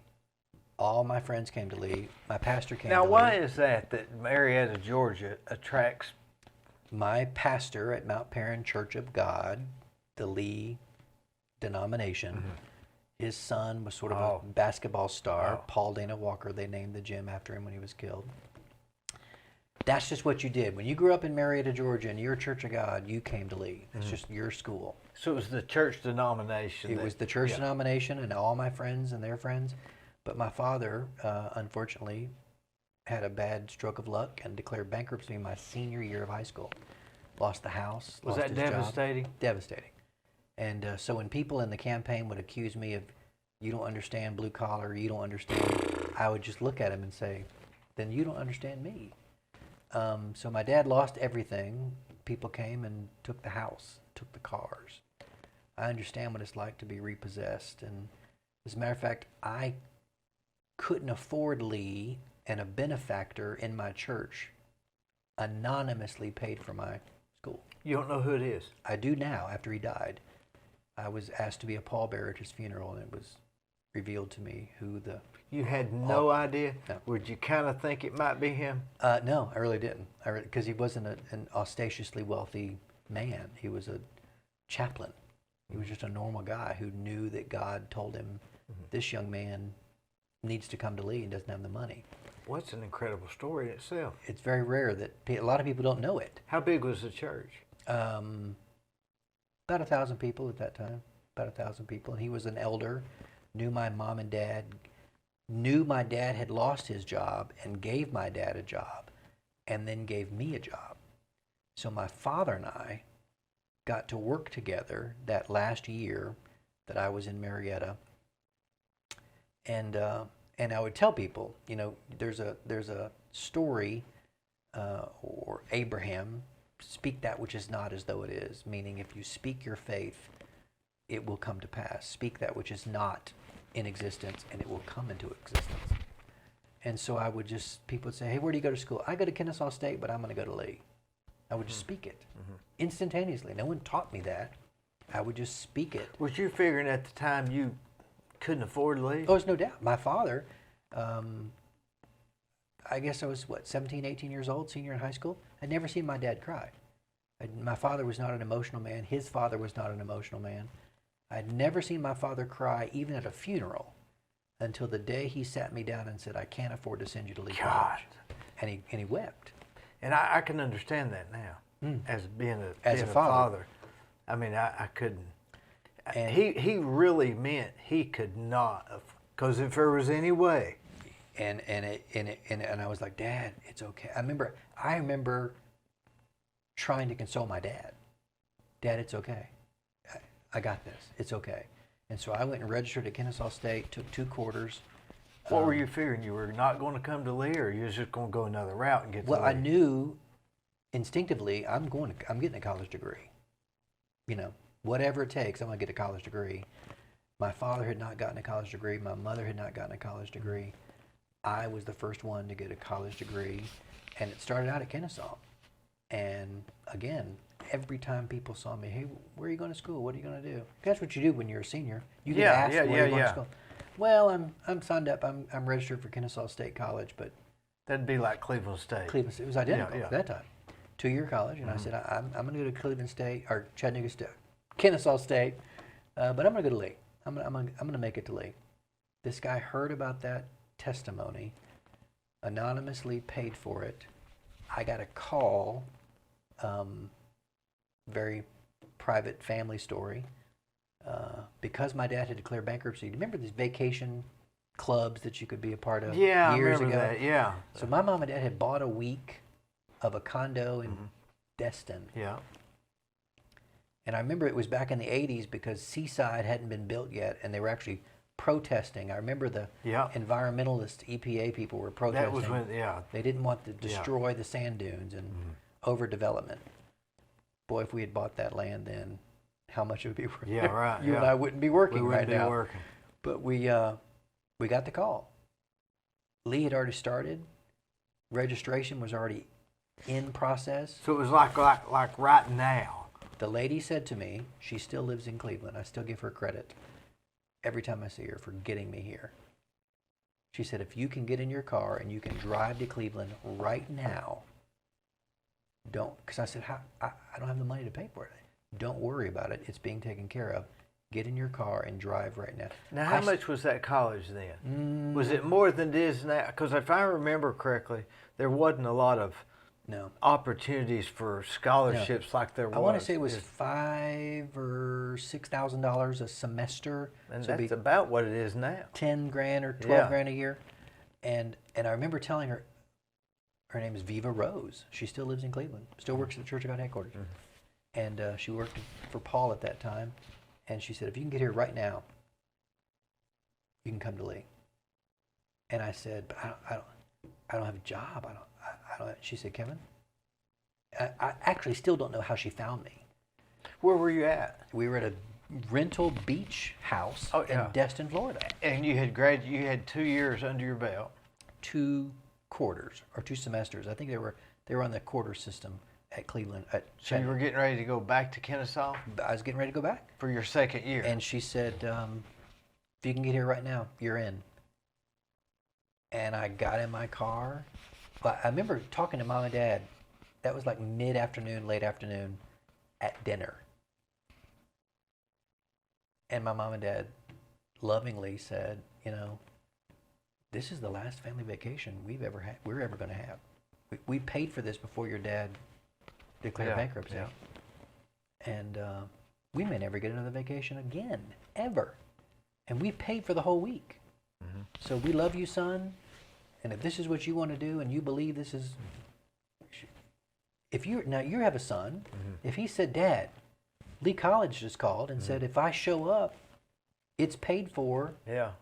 Here's your keys. You would say, are you sure? Yeah, I'd say. And so my parents said, if this is what you think you want to do and you think God's opening this door, we're not going to stand in your way, but we're staying here in Florida. So I packed my car, drove quickly to Marietta. Yeah, because you had to packed up my room alone. My 76 280Z Datsun hatchback, crammed it full. Gwen knows what kind of car that is. Crammed it full to the hatch. I'm pushing the hatch down to try to by yourself. By myself, crying. I'm leaving my home, which, by the way, I never returned to because my dad was repossessed. That was very emotional, just that. So I drove to Cleveland, I drove to a town I'd never been to a school I had never seen in person, with no idea how I was going to pay for it. All because of that basketball guy. And so I get in my car, I drive, I pull up in front of Medlin Hall, and they said, what song's on the radio? oh man, it was Eagles. It was Eagles. Which song? Take It Easy. So I'm driving and come up Dalton Pike. So I still get emotional. You're going to get a shortcut. Well, yeah. They told me. They said, take Dalton Pike, shortcut. Yeah. And I still get emotional because when you come up over APD 40 and you're coming into Cleveland down by Spring Creek, you could see what then was Bradley Memorial Hospital. Bradley Memorial, where my son was born. So I still get emotional thinking about that, where my life was saved from COVID. So when I come over that hill... And the first thing you saw when you came to Cleveland? Bradley Memorial. So when I come over that hill to this day, I still get a twinge because so much has happened in what I can see.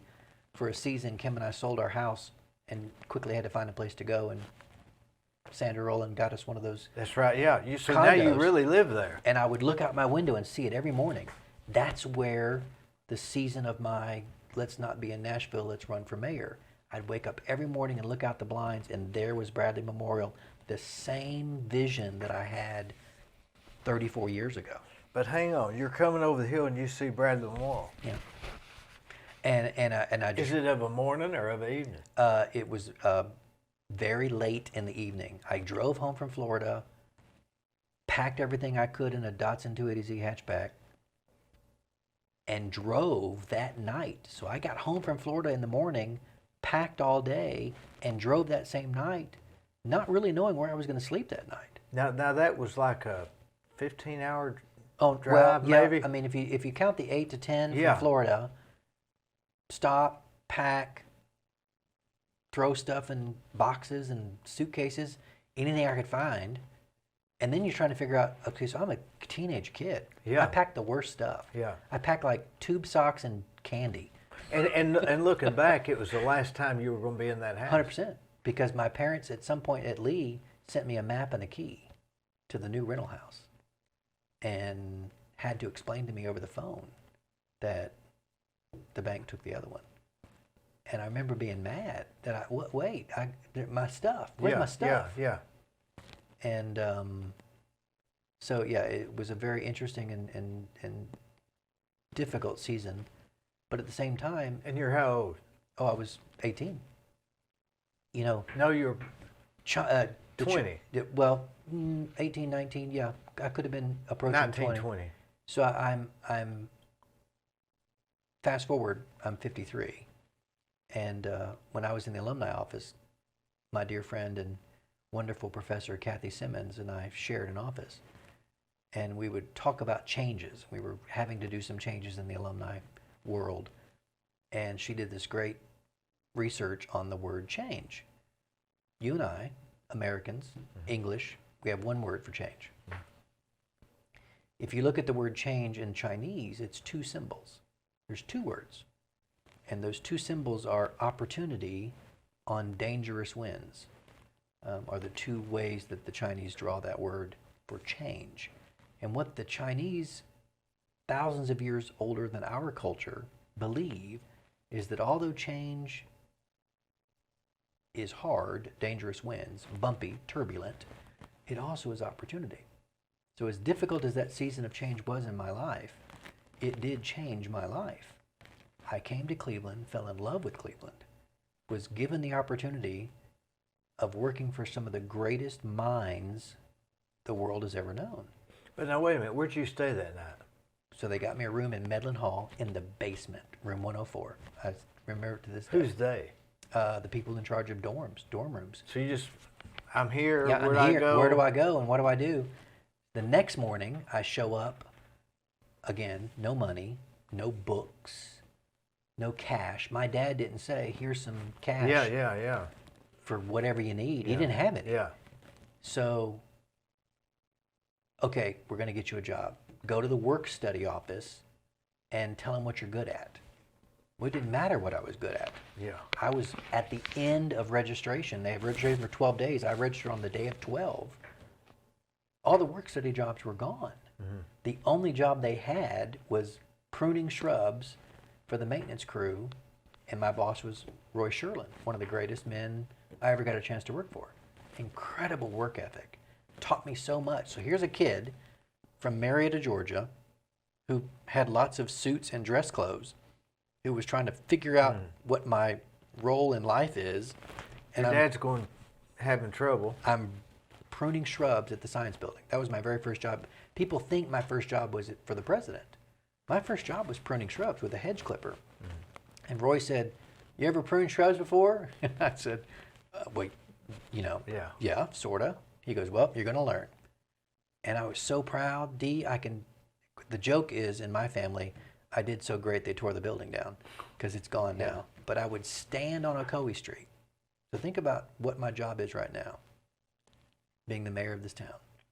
I would stand on Ocoee Street. There's a Lee College historic sign that talks about the 19-something World's Fair or something about Lee College.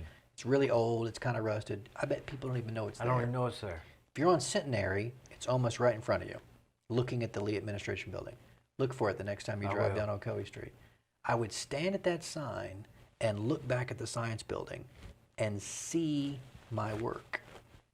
And you could see, if you get that far back, if you had gotten them, this was before the, this was by hand.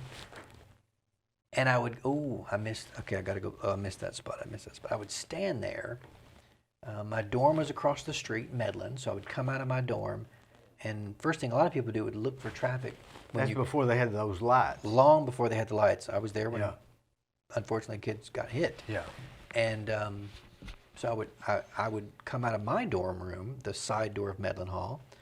I have a unique experience. I lived on all 4 floors of Medlin Hall because I was there for 4 years. I moved up every year. Is that you sign up for it? Why do they want to be on top? Well, only seniors got to be on top, and it's a private room up in the dormers. They're little dormer-shaped rooms, and they were private. Neater, I guess. Neater, and you don't have to listen to somebody else snore. Yeah. And it was your room, your Nobody stuff. above you. Nobody above you. You were top of the heap. How much did you have to work when you were there? I had 3 jobs. I worked. When you were there pruning. Lots. I mean, they had, I want to say, 15-hour a week, was the schedule, but I would work, 30 or 40. Because you had to study too. Had to study, so I would work. I'd work for the maintenance crew, and then I would work for. They found out that I had actual computer, which in the 80s, this was early computers. I had actually been trained in Marietta, the guy who paid for my college at the end of my story. I didn't know it at the time. He had a computer company. Gave my dad a job, gave me a job. I was in charge of inventory. So I'd gotten pretty good at these new IBM, new computers. So when someone found out that I had computer experience, Tim Todd became my first boss outside of Lee. T&D Christian Book Sales. His wife is Marie Todd. She was the school teacher for both of my kids. Yeah. But Tim Todd had that old T&D Christian Book Sales. It's now an antique store on Candy's Lane. Candy's Lane, yeah. So I would sit there at night, maintenance during the day, school in the afternoon. At night, I would go, and he would have mail order catalogs for all these Christian books. And if you had returned to sender and had an address change, they would rip off the bottom of that magazine cover and send them back to Tim Todd. So there were stacks of magazine covers ripped and rubber banded together, and all night long we would just sit there and update. When did you study? As best I could between jobs. I got a job at Perkins Yogurt. I'm one of the Perkins original employees. One of the first ones? Yeah, and then it was my senior year. I was graduating my senior year, married Kim at Christmas. Kim came back. Now let's back up. How did you connect with her? We had dated off and on since high school. So 85 is when I met her. Did she know you was in Florida and coming back and going to Marietta? Yeah. And we'd connected off and on throughout the years, stayed connected, we called our engagement phase 3. We would date, break up, date, break up. Engagement was phase 3. That was in 89. and got married. Had she had, so you moved her up here? I did, against her father's best wishes. He did not want his baby girl leaving Georgia. As a matter of fact, to this day, we're still the only people that have ever left Georgia. Till they found out about. Now we know why you got rid of that. So income state tax, yeah. right? And so I'm trying to convince. I'm trying to convince him to come up here. I'm like, what else can I do to get you guys to move up here? So it's now you can come here, and it's the cheapest place to die in the whole nation. But it's a very interesting story how God. I think of it as a quilt. That how God sort of weaved all this together and brought these threads together. My grandmother would macrame. Remember what macrame is? And I remember all those yarns coming together. And I read a book one time where the guy says that his life, while he was in it, was just one big chaos. But looking back, it looked like a well-written book. It's a great statement. Yeah, it's a great statement. Because things are falling into place more than we realize they are. And I would paraphrase that to say, I don't think anything's an accident. I think God sort of orders our steps. And I was at the school where I met my wife because my school closed down, and I was forced to go to Kennesaw State because my dad's company closed down, and it put me in a position to have a job where a guy saw something in me where he said, I'm going to pay for that kid's school. Yeah, what are the odds? I'm not going to tell him. You could have just gone to church with him. You were one of 1,000. Your dad did get you to college. Technically, he did. Think about that. Yeah, technically, the steps of a righteous man are ordered, is what the Bible says, and you're right. So I need to give my dad the honor and the glory that he deserves for keeping our family together. Because you're. Well, he might have gone to work for the guy, done a bad job. They not hired you, and it wouldn't have mattered. That's true. Very true. It's and then Paul Harvey, the rest of the story, the people heard that I was working at Tim Todd's computer company, found out that I knew computers, gave me a job in Dale Goff's Institutional Advancement was the name of the department, IA, alumni, giving. Yeah. So I sat there and did all the computer stuff and no longer had to work for Roy Sherlin and pruning shrubs. I got promoted. Yeah. And then we had, do you remember, ironically, we said Candy's Lane. Do you remember the hayride accident on Candy's Lane when Lee College kids got injured in the hayride accident? I don't remember that one. That was in '88, and Dr. Khan's office needed somebody to be the ambassador to these families. And boy, that's... I was handpicked by the president's office and did a good job, they felt, and offered me a full-time job as a student worker in the president's office. So it took me a long time. I was Joseph in the pit long before I was in the president's office. And it wasn't until after I graduated that Dr. Khan offered me a full-time job, which again changed the trajectory of my family's life, keeping us in Cleveland, keeping us here at Lee. So little did you know, coming over that hill and seeing Bradley Memorial Hospital, that it would be something you'd be watching the whole time, and you would, even though you'd never left your home, you never went back to your home in Marietta, you would never leave this place you're coming over the hill to. Yeah, and it really did. And again, as corny as it sounds, I will find a reason to circumvent, to force myself to come down APD 40 just to see that. And it reminds me, it's this, I don't know if you and your family or you have ever heard about Kim's mom, wonderful Southern and incredibly godly. At the point which I met the Sanders family, she was, to me, the most godly person I'd ever met. I would not kiss Kim. First 5 dates, no kissing, because I was terrified God would tell her mother. I'm not touching you. I'm not touching you.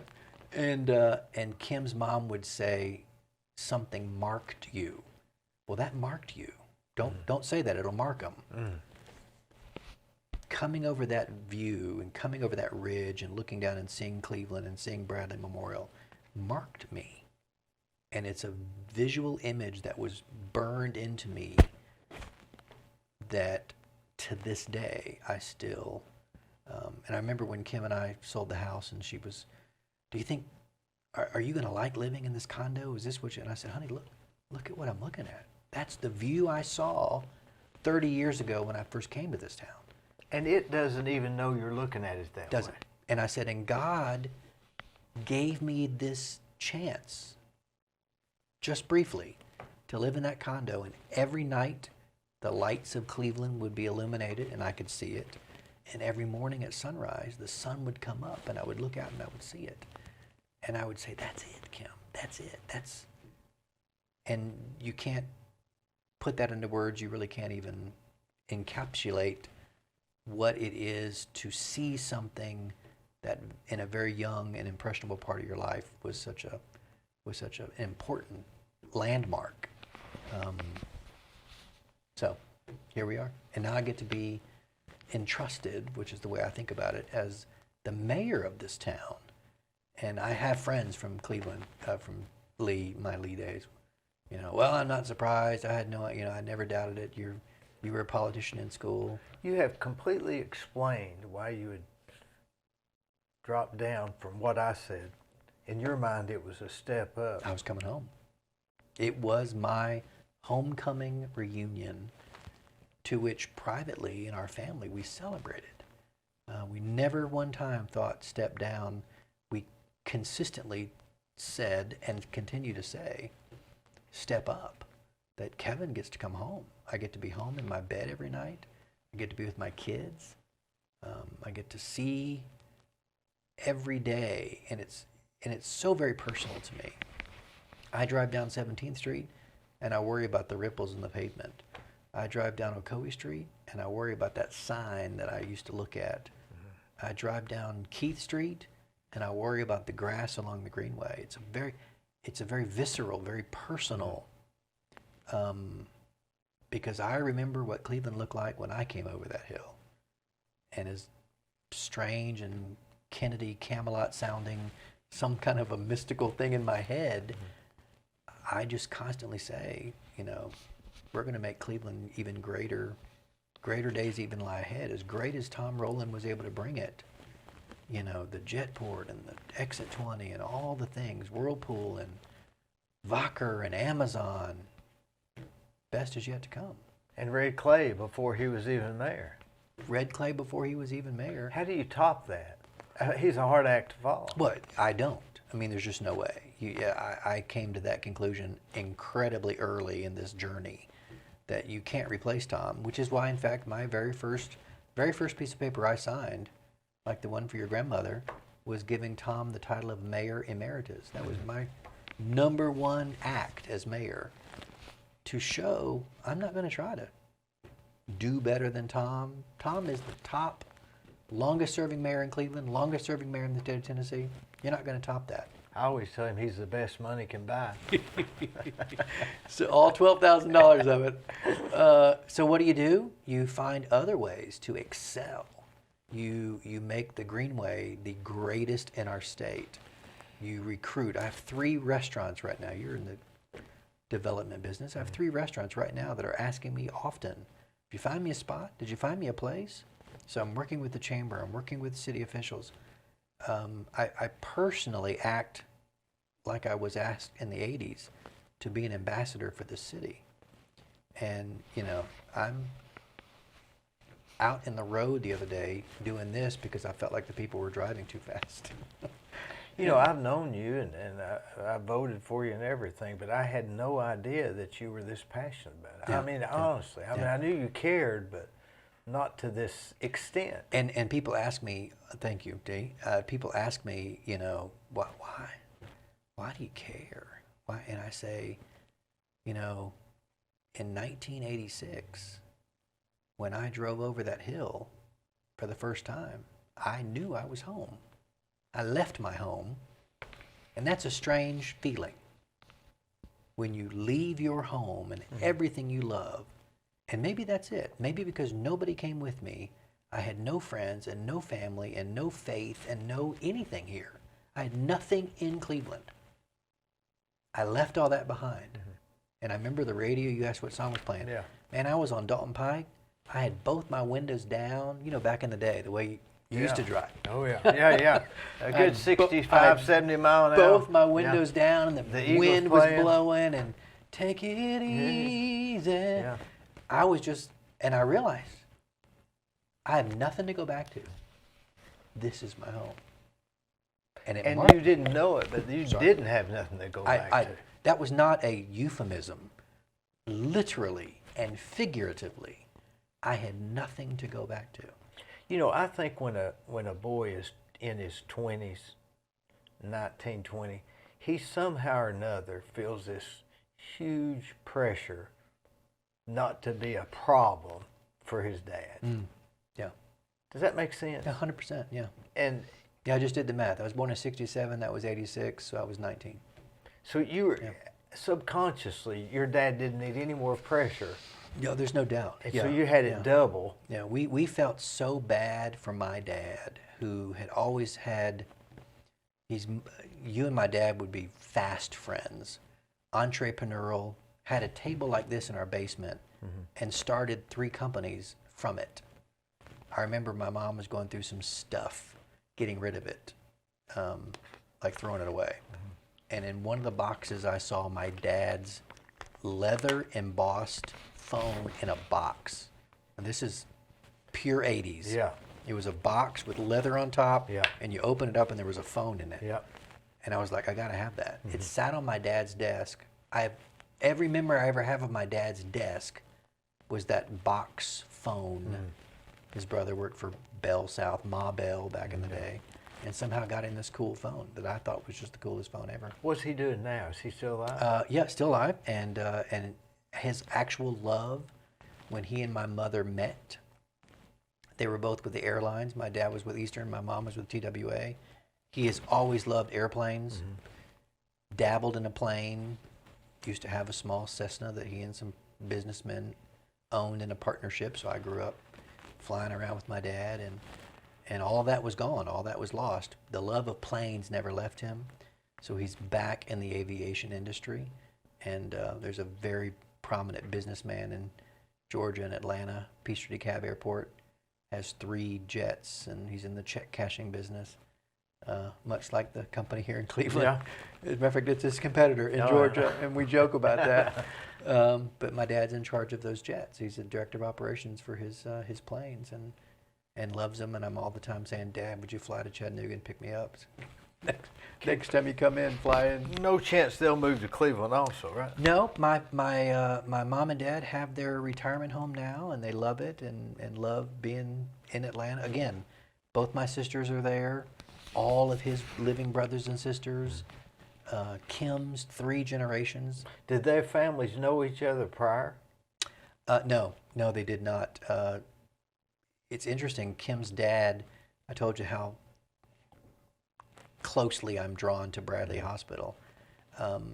Kim's dad, when Kim was pregnant with Zachary, it was 91, and he was like, hey, son, I want to talk to you about something.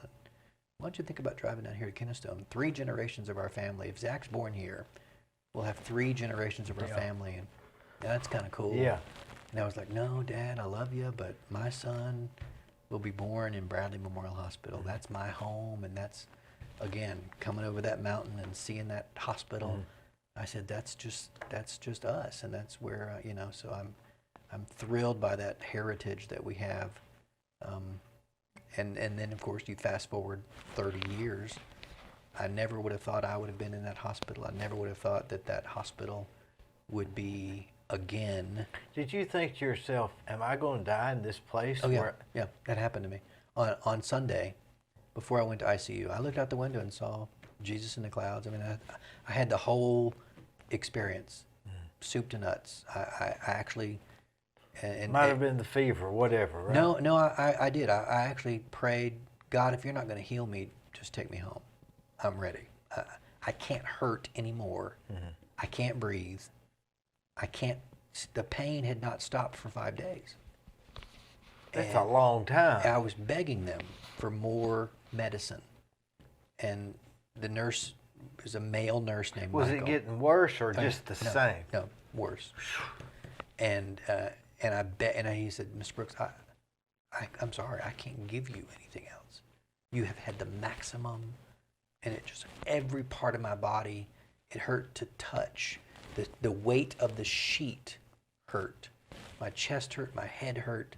I mean, it was just full body headache, pain, just horrible. And I remember looking out the window. I don't know about your faith. I talked to God. I do too. And I looked out the window. I said, God, why have you forsaken me? I'm not like I'm trying to be Jesus. Why? Oh God, why? It was just very personal. God, what have I done to you that you've allowed me to be this sick and you've left me? And Dee, as sure as I'm looking at you right now, the clouds moved and there was the face of God or Jesus or whoever you want that face to be. I'm telling you, I looked up there and saw it again. I may have had 104 fever, but in my spirit, I saw the clouds move and they formed a face. And I still get chills. If my arms were showing, you could see the hair on my arm still stands up. And God clearly spoke to me and said, I didn't leave you. I'm carrying you. I'm the one that's keeping you where you are. You would be dead if it weren't for me. And I began to cry. I began to apologize. God, forgive me for doubting you. Please heal me. And that was evening-ish. On the fifth day. On the Sunday that they moved me to ICU. Okay. That was evening-ish. Yeah. And Kim, I really wasn't eating. I really wasn't able to eat or digest or enjoy anything. But early in the week, she had brought up to me, remember your family can't come up there. So she drops it off at ER, a really tart mixed berry smoothie king. And that was, from each day, my delight or highlight of the day was that smoothie king. Why that? It was incredibly tart, and that's what I wanted. I didn't want anything sweet. Wonder why tart? I don't know. I just wanted something tart. Like a sweet tart. Like a sweet tart. And so she brought me this berry smoothie every day. Why did she know to get that? Well, I had said, hey, can you want anything? I'm out. I'd love a Smoothie King. What flavor do you want? I said, I just want something that really tart, really. And it literally became my daily highlight of my day. And remember what I said earlier, I had been in and out, sometimes sleeping 20 hours. I kind of had that come to Jesus meeting there and saw Jesus in the clouds and thought I was dying and prayed to die, prayed, God, if you're not going to heal me, just take me home. I don't want to, my wife and kids will be fine, and, I'm done. Kim had dropped off a smoothie, and it got lost. So I kind of had this vision between 4 and 6, and around 7, I texted her and said, hey, where's that smoothie? Did you ever drop off that smoothie? No harm, no foul. Yeah. She's like, honey, I dropped it off at 2. What are you talking about? And I said, I never got it. And so Kim started calling the nurses station that, it's not here, it's not there. There's a system. You drop it off at the ER and they transfer it to this and then they get it to this. And so Kim made the call. If you guys can't deliver a smoothie, how in the world can you save my husband's life? Yeah. If you can't, and so if my wife was here at this chair, she would say a $5 smoothie saved my husband's life. Because it was that call that the administrators of the hospital started saying, he's a lot sicker than we thought he was. Look at this chart. And then somebody else called somebody else who was in charge, and somebody else called the other supervisor who was in charge. They ended up getting the hospitalist at 9 o'clock at night to come back from Ooltewah, where he lives, and by 9:30 I was in the ICU. And 24 hours later, after him disappear, you were starting to ease up. I really was. My fevers were starting to break, and my appetite was coming back, and able to partially get up. And I was actually. Where did the smoothie go? They apologized and just said that when the shift changed and when the guy Somebody drank your smoothie. no, they finally got it. Oh, to they me. did? Yeah, but it had been sitting in some chair and they found it. And I'd be afraid to drink it. As sick as I was, Yeah.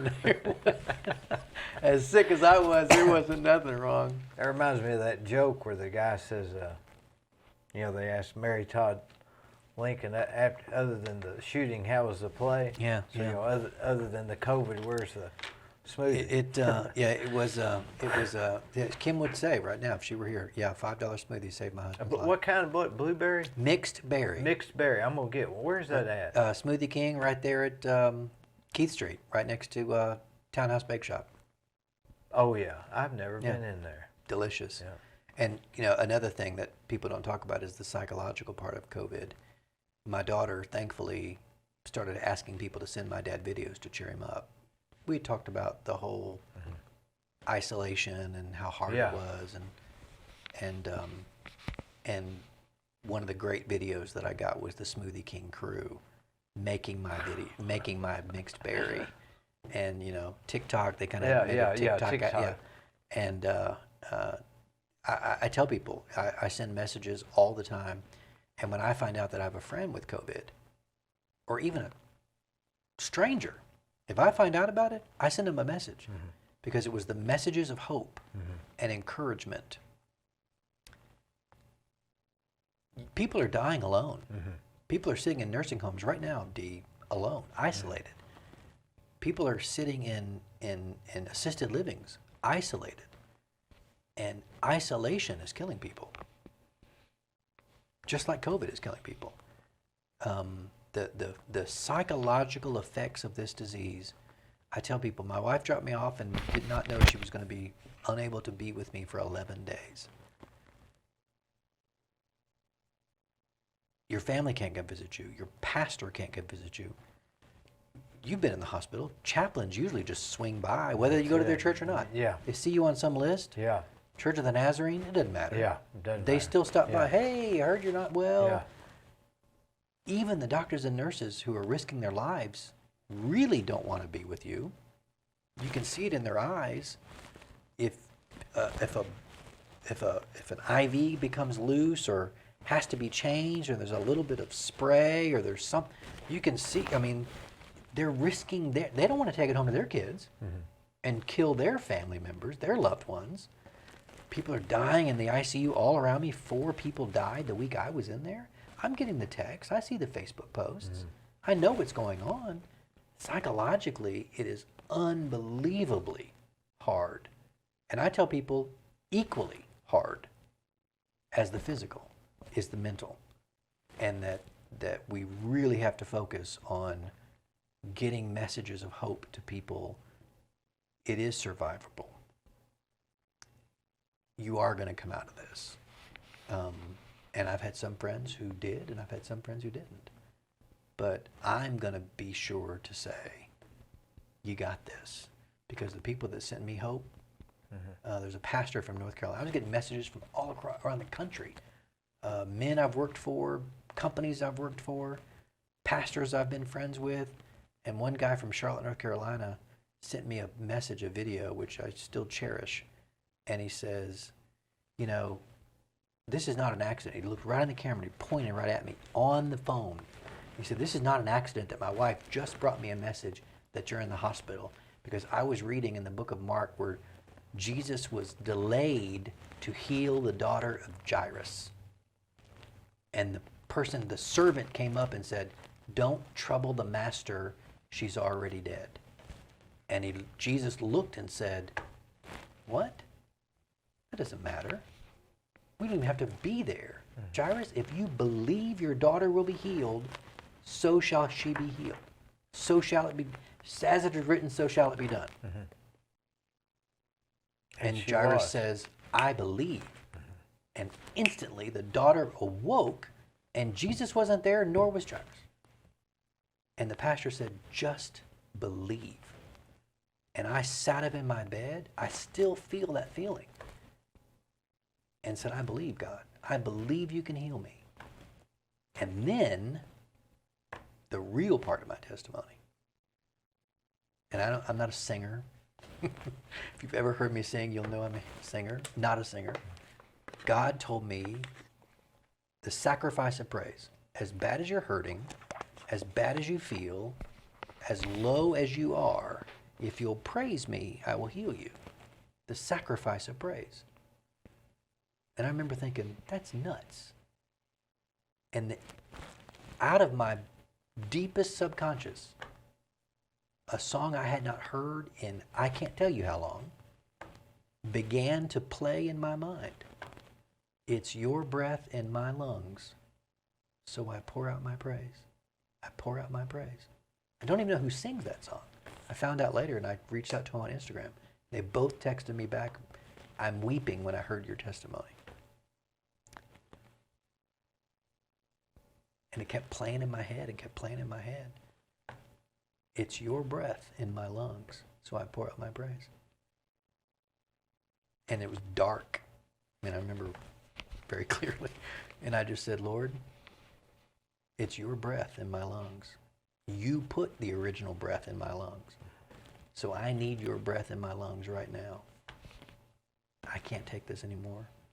My lungs aren't working. My breath is not deep enough. I need your breath in my lungs. And I began to sing that song.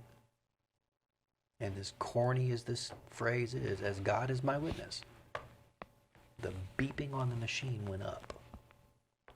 And the oxygen count went up to the highest point. When I was first in the ER, it was in the 70s, like 78 or 79, which is very bad.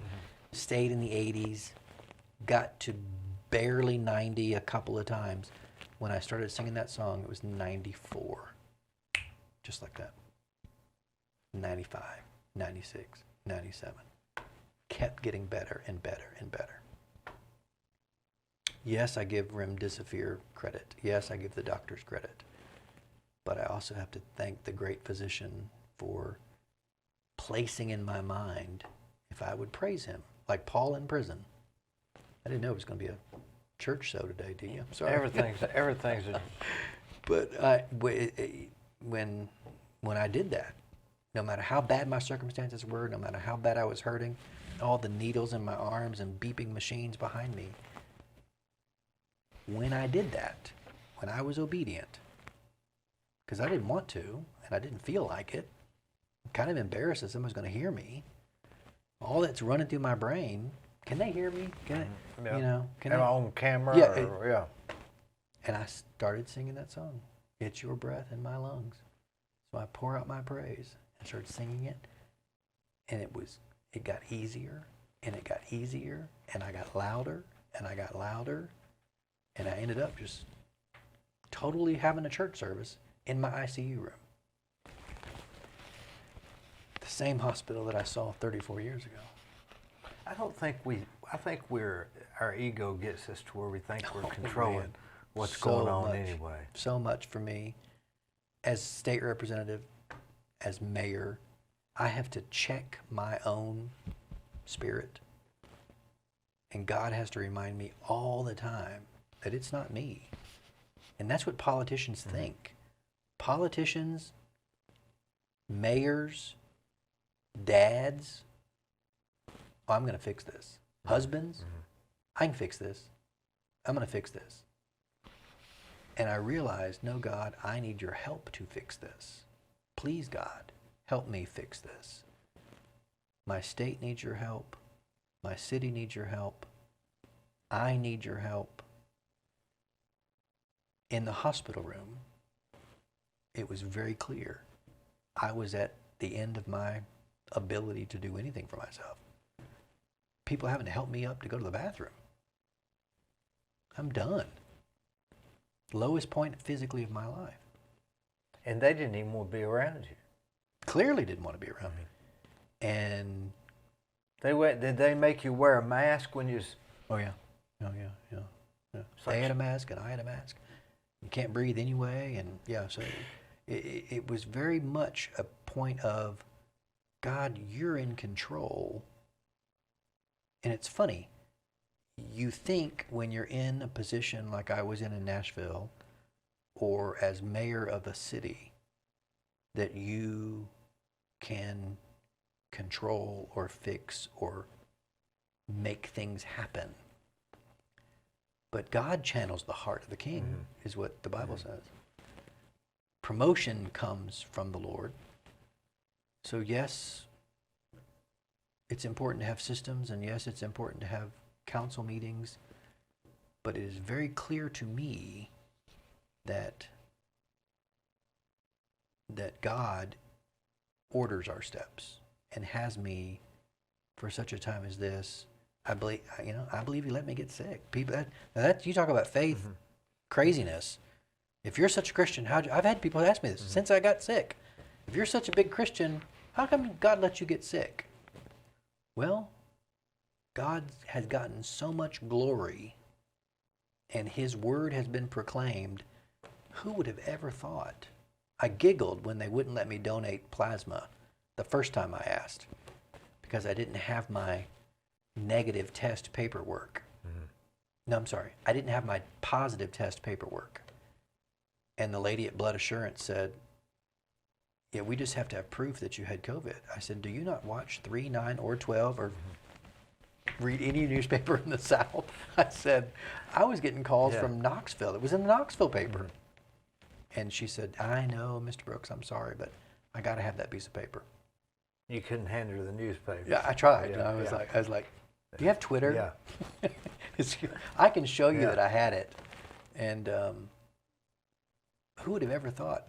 All 3 major networks, ABC, CBS, NBC, all of them would have been reporting Cleveland Mayor Kevin Brooks says God performed a miracle. When else in my life have I ever had an opportunity or a platform for every major newspaper to report God healed Mayor Kevin Brooks of Cleveland? And we go to church, you're talking about praising God. Is that not what we go to for, is to worship? It really is. But yet we put on these shows like we're trying to entertain everybody there, and it's not about the people there. Well, and you're dead right, Dee. We're supposed to be there to honor Him.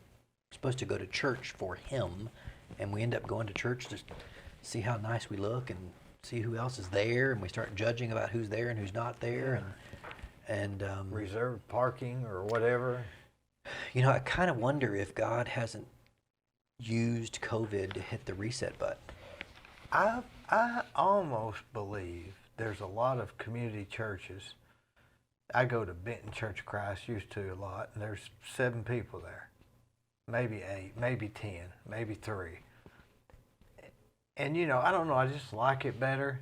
Yeah. It's too far to drive and all that stuff, but places like that can't make it without contributions and stuff. So are we doing away with the small churches? Is it got to be the mega churches that can't make it now either? It's true. It's almost a perfect crime. I think God is hitting the reset button, because I think lots of us, including myself, forgot what we were supposed to go to church for. You ever think about, we go to church and we hear about the Christians were worshiping in the hiding because the Romans would kill them, and we talk about how the persecuted church. But what's the difference between us not going to church because we might get COVID and not going to church because we might get persecuted? I'm not sure if I know the difference. It's a great question. When I first became mayor pre-COVID, Kim and I decided to start visiting churches. We had been to the Churches of God. We knew what those were. Yeah. But I felt like it was important for us to go to the First Cumberland Presbyterian and First Baptist. And they're all on the same team. And that's what I found out. What I found out was we are all on the same team. We're voting for the same guy. I never called ahead. I never tried to set it up like it was an event. I would just show up. And sometimes people would, oh, we're happy to see the mayor here this morning and First Lady, and I would always be thankful. I was also thankful when they didn't recognize me because I was just there for church. Yeah. I had a couple of pastors, oh, if I knew you were here, I said, hey, that's not why I'm here. Yeah. I'm here just to be with our city and our citizens. I think it's important. And I sort of had one of these aha moments. I said, you know, Kim, I think this is what heaven's going to be like. It's going to be all of us together. There's not going to be a Lutheran section and a Pentecostal section and a Church of Christ section. I said, we're all just going to be in heaven together. And I said, I kind of wish we started doing that now, that we had more. So I have gotten more involved with the Ministerial Association of Cleveland, which is all the churches and all the ministers that come together. Used to once a month. Now because of COVID, they do it Zoom call. But it's great. You see the Catholic priest with the collar, and you see our African American pastors and our Church of Church of Christ with Christ. no music. Yeah, exactly. I mean, and guess what? They're all on this Zoom screen together, and I'm honored because they say, Mayor, what can we pray for you about? Right now, my consistent answer is unity, that our city comes together and is found with unity. And but I do think that's a lot about what heaven. When I look at that screen, I took a picture of it last time I told Kim, I said, that's what heaven's going to look like. I said, because there's no titles on those names, all different shape and size and color and creed and nation. That's that right there. That believe slightly different. You know, but technically, we might have some different dialects. It's kind of like from the south and from the north. Yeah. We all speak English. We all speak Jesus. We're all for the same God. Some of them just say yuns and some say y'all. Yeah. You know, in the Muslims, they call they still worshiping God. They're just thinking about it a little different. You know, I got in trouble. I'm very grateful that the church allows me to travel before COVID hit around the world. And I got in trouble because I posted a picture in front of a Hindu temple, and someone put on my Facebook, you know, you need to have those demons exorcised before you come back to Cleveland. And then another time I was invited to a mosque, not because they were honoring me as a representative who was also a Christian. Come see our place of worship. I've been to Jehovah's Witness. I've been to their synagogues. One was being dedicated in Atlanta. But Thailand, I was in front of this big Buddha. And what struck me was this thing is solid gold. And it's worth, I'm not sure you could put a worth on it, millions. Yeah.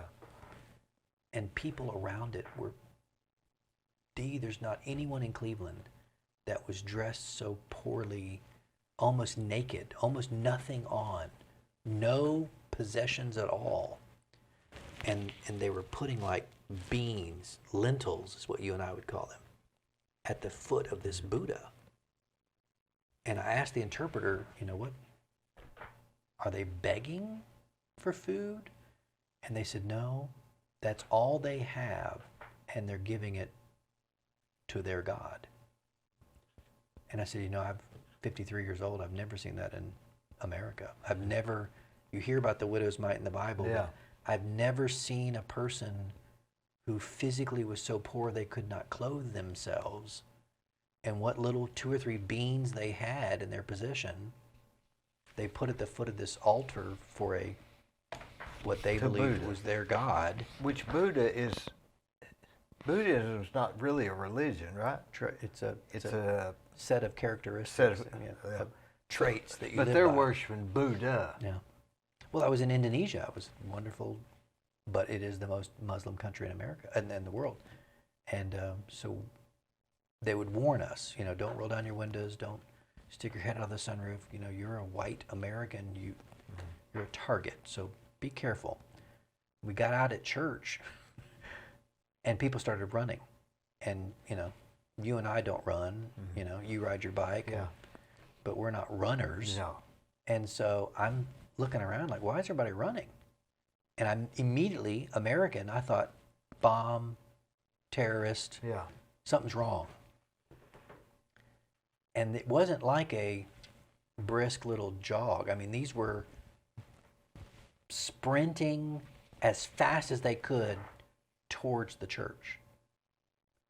And so I caught up with my interpreter, Tommy Smith, and I said, Tommy, what's going on? He goes, they're so excited to get to church that they're running as fast as they can, like breakneck speed, to get to their sanctuary. To worship Allah. No, to worship our God. This was a Christian church. Mm. And I said, I have never in any church I've ever seen people running as fast as their bodies could generate to get into church to worship God. And I said, boy, this has taught me a lot about my own faith and going home to America. This was a wealthy church. This was not a poor church. This was in the heart of Jakarta, Indonesia, a very, very affluent. They built a basketball arena. The government agreed, the Muslim government agreed, if you let us play basketball on the days, you can have church here on the weekends. And so they did. So they're not totally against. I mean, this one church has favor with the Muslim government, but there's constant, worry, constant concern about persecution. There's nothing like an illness to make you more religious. If you had asked me in June, hey, do you think you're going to get sick and be able to have this road to Damascus experience and come out of the hospital after 11 days and basically preach about it, I would have said, Dee, you're crazy. That's not me. That's not what I am. All right, so now where do you go to church? Kim and I are members of the Westmore Church of God. The one right down here? Mm-hmm. Didn't Tasha play the piano? No, they have the new campus on Candy's Lane. Oh, yeah. The big one. Yes. Where Jim Sharp went.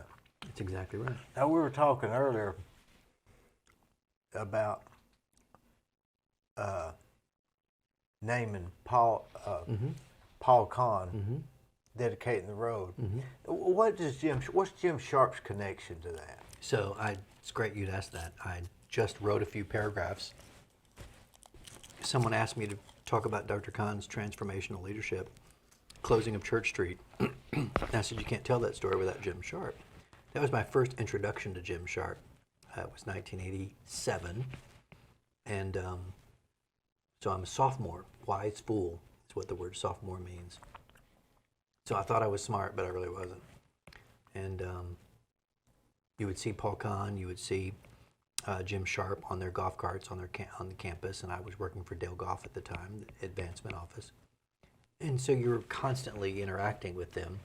And just like your office here with these blueprints everywhere, you never saw Jim Sharp and Dr. Kahn without a set of blueprints under the arm, and they're kind of going everywhere. On the golf cart, trying to spread it out and look. And Jim would look and would stand at the front circle, the administration building on Ocoee Street, and he would point and he would say, now we're going to take this and it's going to curve and we're going to move this. And for 25, almost 30 years of my friendship with Jim Sharp, he continued to do that throughout his entire career. Would take me to what is now Mountain Point subdivision, and it was trees, and he would say, we're going to put a road and this, and I would tell people it would be like Walt Disney standing in the swamps in Florida. Did you eat with him at Jenkins a lot? All the time. Yeah. All the time.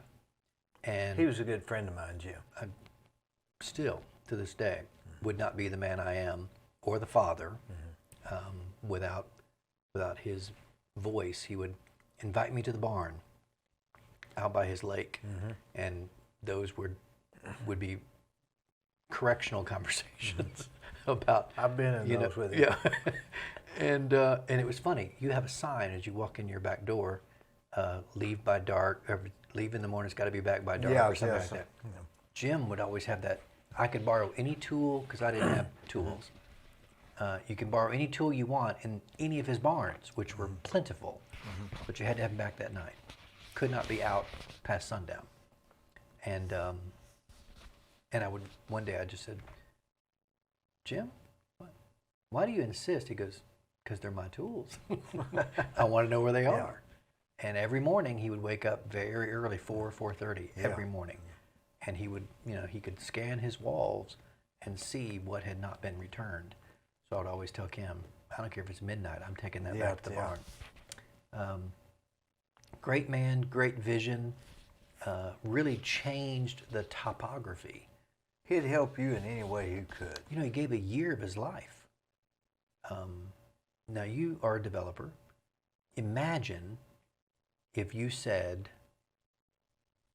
to Cleveland State, Dr. Seymour, I've got all these projects that I'm doing right now from 2020 to 2021, but I've decided I'm going to give all of that up, put all that on hold, and I'm only going to work for Cleveland State for the next 12 months. What value that would bring to that campus. That's what he did for Lee. He literally gave a year of his life. And do you think some of the features they have now, he actually envisioned those back then? No, there's no question. He worked with some great landscape architects, and that whole plaza, which is now called the Ped Mall, through the middle of campus. He and Dr. Khan and Ray did all of that. They had it in their mind. I don't have that gift. You can hand me a piece of paper and I can read it and you would think I wrote it. I can't speak Spanish, although I tried. But my teacher, Mrs. Hersey at Lee, I would read the Bible verse every morning out of the Spanish Bible, La Biblia. And she would think I knew Spanish. I could take you right now to Tres Hermanos and read the menu, and you would think I knew how to speak Spanish. So I can speak and I can articulate, but I did not have the gift of seeing that which is not as though it is. You can look at a piece of land and say, I can see that, and that's a gift. Jim had that gift and shared it at Lee for no charge to Lee, which was a great gift. I'm sure, yeah. I know they were good. Were good friends To the end. Till the end. Is that table still reserved for him at Jenkins? Now I got his son's name on it. It says for Judge Mike Sharp. Still reserved. And there's still one with Bobby Taylor's name on it at the bistro. Even though the bistro's changed names, it's Bobby Taylor's table is still there. Is that right? He and his wife ate there many nights a week. Now the Jenkins, they have another table. How many are reserved? Judge Sharp's and Lloyd Rogers. Lloyd Rogers. He eats there Lloyd has every day. And Lloyd has a parking spot. That's the hardest thing to get. Yeah. The table, that's cool. He eats there every day. Every day. Yeah. I couldn't eat. The only place I could eat every day is a Pizza Hut. How about that? Now, going back to the mayorship, what do you foresee? What's your big plans? I see growth. You are a developer, so you know this is true. We've had more permits being requested and paid for, record numbers. I see growth, but with growth comes challenges. We've got some infrastructure needs that we've got to fix. The folks out on Candy's Lane are very concerned about a new subdivision that's headed that way because of the infrastructure on that area. Candy's is still, even though it's new, still too little, and Free Will the other direction. They just now got it to where it's halfway manageable. Halfway manageable. 60's not ready. And maybe that when you come up the hills of that red light, that's where the trouble really is. You can't stop there. And the really hard curve in front of what is La Quinta, it used to be the little kids' nursery at the bottom of the hill. We got to fix that S. Downtown Whirlpool, I got 90 acres that we're in very serious negotiations with Whirlpool Corporation on where we're headed with that. So I've got growth on the north end. Everybody would like to know how that's progressing and what's going to go in there. Yep. But I guess there's a lot of ifs. There's a lot of ifs. We've got to get the land first.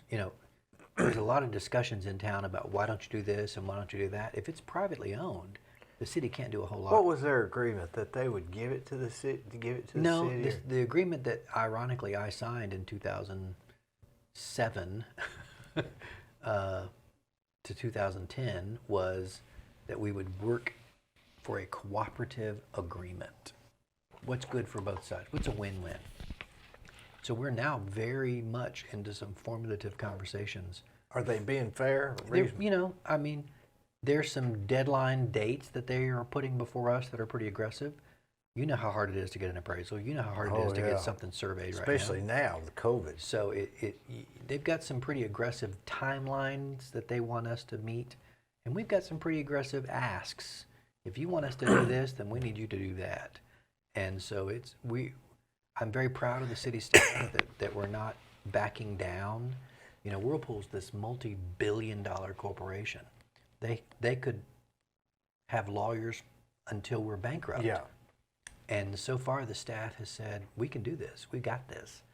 And that makes me very proud. So they're gonna, the negotiations are for Cleveland to buy it. At least parts of it. And how much would they be willing to donate? How much would they be willing to help us? Because there's lots of it that it would be very difficult to do something with. But why not still take it? That's the negotiation right now. It's how much take of it all or take it none. Yeah. Or... We really do want an all or nothing bid. I mean, I'm aggressive and slightly selfish. I want all 90 acres. Yeah. And we've got to figure out all the way from King Edward to Wildwood to... I especially want east of the railroad tracks right now. Everything that would be that what you and I would call behind Inman Street, buildings B and C and D. Yeah. All that area right now is just Boardwalk and Park Place to us. When you go west of the tracks to Plant 1, Plant 2 is right there on the tracks. That would be great. I'll take it. Plant 1, a little bit more problematic. The topography, as you know, you got the creek. You got the Rot House way up high. You got the creek down here. And remember, they built that in stages and steps. So there's buildings that were connected in kind of weird ways and different elevations. And that's just hard. That's just a hard piece of property to do something with. So we got to figure that out. And all the way to King Edward, if they could go to all the way to King Edward. Yeah, that actually lays a little bit better. It does. With the exception of the creek, which can be made nice, right? Yeah, it can be. And I mean, we've got the Greenway to prove that. I mean, we've got a wonderful, and one of the grants that we applied for would help us take the Greenway from basically Starbucks on Keith Street straight up First. If you remember where First Avenue comes up behind Larry's Car Wash. All those buildings, Griffith Kawasaki and all that, and would end up, ironically, right there at Johnston Park, and we could really revolutionize. If all the residents of the Cleveland Summit are being relocated to their beautiful new Cleveland Court, $4.7 million home, and you start thinking about what needs to be done to make that downtown great again, part of it would be a greenway, part of it would be redoing Johnston Park. Definitely a large part of it would be redoing the Cleveland Summit. So as mayor, there's a great book by Andy Stanley, also from Atlanta, Visioneering, and you sort of part engineer, part visionary. Visioneering is the orchestrating and the engineering of how to get this vision accomplished. And so I'm not the engineer. I see Ben Barry's hanging on the wall behind you. Yeah, he'd do a good job. You know, I'm not the engineer. I'm not the city manager. It's my job is to cast the vision and then keep that vision alive, keep the dream alive. And so that's a lot of what I do as mayor. Will a grant help to get that? Oh, 100%. Yeah. So you've got to work for the grant. And we've applied for 2 recently. I've got many more down the road. Browns. We haven't started the brownfield grant process because we don't own the brownfield. So as long as it's a privately owned brownfield, they don't qualify for grant money. So you got to get the grant, get it. No, you got to get the land, and as a municipality, apply for the brownfield grant. But in order to buy the property, it's a risk. You almost have to have a grant. It's a risk. So you gotta Who figure. does all of that? I wouldn't know. Have you ever talked to Joe Cate? Oh, 100%. I mean, love Joe. Isn't that his thing? Joe, it's Joe's thing. It's Joe Fivas's thing. It's Tom Cates, Joe's cousin's thing. So I've got this Knights of the Round Table that I talk to all of them all the time. I think they get tired of hearing from me. Well, Gary Rogers is another one. Gary, yeah. That's a group of powerful people there. Well, and they think outside the box. Mm-hmm. Rick Wood, who's with the Tennessee Land Commission, Mm-hmm. Kim White, who's running for mayor down in Chattanooga. She used to be with the River Cities. That's where Bob Corker, when they totally redid the downtown. So I sit with for hours just like this. Tell me how you did it. Tell me what you did. Tell me how you got from good to great when Chattanooga was redoing the riverfront and built the aquarium and built all those hotels. And do you see that 90 acres as mainly one thing? I used to. I mean, the rumor is a football field. Everybody said no, that, Fred. we're not doing that. I used to see it as one thing, but I see it now as three distinct. East of the tracks, Plant 1, I see the strip of Plant 2 right at the tracks as sort of a separate area. Yeah. And then I see that downtown Inman Street, buildings B, C, and D, right behind the museum and between, right behind Inman Street. I guess one big developer could make a run to buy it all. Wouldn't they have already done that, though? I would think that Whirlpool has some kind of an obligation to not sell it out from under.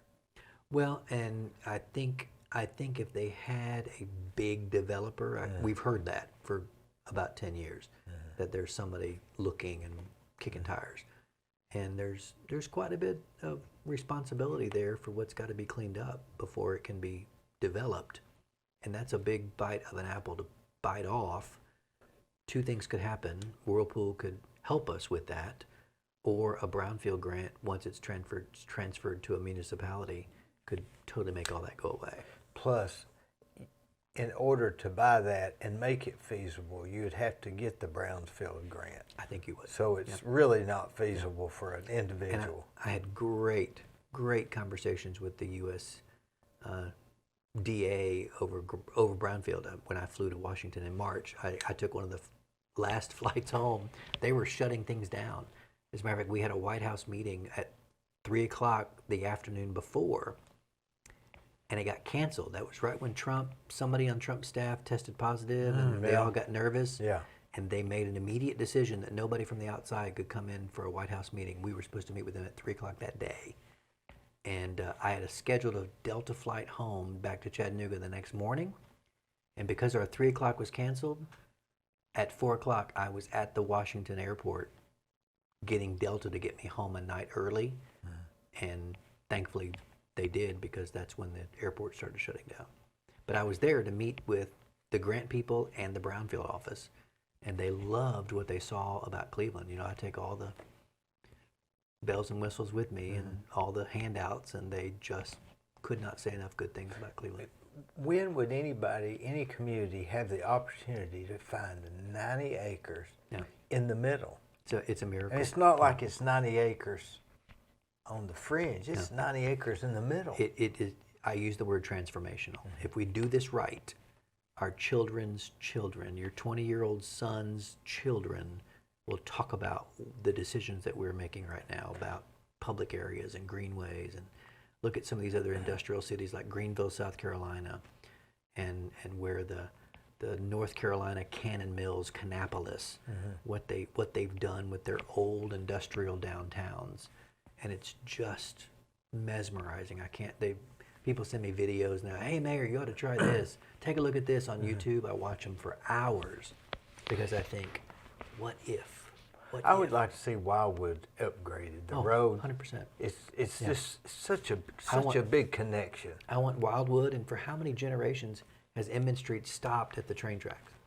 Why do we not improve it all the way to 64? That's the gateway to the Smoky Mountains. It makes no sense. And so I say, when we first came up with the plan, when I was very first elected, I said, I want this to go all the way to 64. We've got to improve it.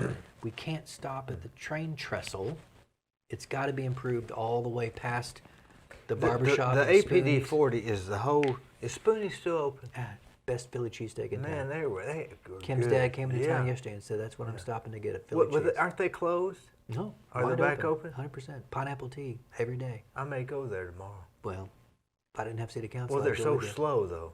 It's okay. They're a little slow. You know what it is? It's quality. Boy, they smell good, don't they? It's quality. They got the good ketchup and everything. So, good it's sweet tea. one of my favorite places. Did you get the pineapple tea? I got the pineapple tea and the catfish and the French fries and the hush puppies. It was good. And their crinkle fries. They're old school. I don't remember what they're, but I just remember it was really. It reminded me of that show with who was that actor in it with eating the catfish? Yeah. It was really good. I'm gonna go there. I keep tomorrow. waiting for diners, drive-ins, and dives to show up. Yeah. Now I'll tell you somewhere else I ate that was pretty good is that trailer at Ronnie Pearson's daughter. It's that trailer by the if you let's see, before you get to, if you're coming into town before you get, it's on the right. On the right. They got the pet next to Ronnie's tree service. Yeah, it's his daughter. Yeah. They're really good hamburgers. I mean, they're really good. I drove out to Shake Shack the other night. And yeah, I've eaten there, but Spoonie's and that trailer's just as good.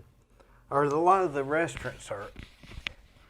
Last week, everybody was just open, just like normal. I mean, everybody was packed. Yeah, they are, and you know, I'm thankful that we're not having a peak, we're not having a problem with that. But I'm also thankful that Chick-fil-A is reporting that they're making as much money with drive-through only as they did when their lobbies were open. Now, a guy that's had COVID, that had a bad experience, that came out of it, you're still not pro shut everything down, I am right? still not. We can't. It would destroy our economy. It would destroy jobs. You know, when you're mayor of a city, you have to balance the health and welfare of your city. Physically, COVID, it's a problem. But I've got to balance the health and welfare of my city's economy. So if I shut down everything, these waitresses who are single moms who've got kids in school, how are they going to pay their bills? How are they going to pay for what little school supplies that they're able to afford? I got to get the schools open. I got to keep the restaurants open. I got to get as much back going again. So Gary and I decided best thing we could do is put out that PSA that we sent out about washing your hands and keeping socially distanced. It's common sense. That was the one thing in Nashville I was never able to accomplish. They have a Veterans Caucus and a Hunters Caucus and a Republican caucus and a Democratic caucus, and I said, what about a common sense caucus? I don't care what you are, what you believe, how you vote. If you believe common sense, let's start a caucus. Let's just do things for Tennessee that make sense.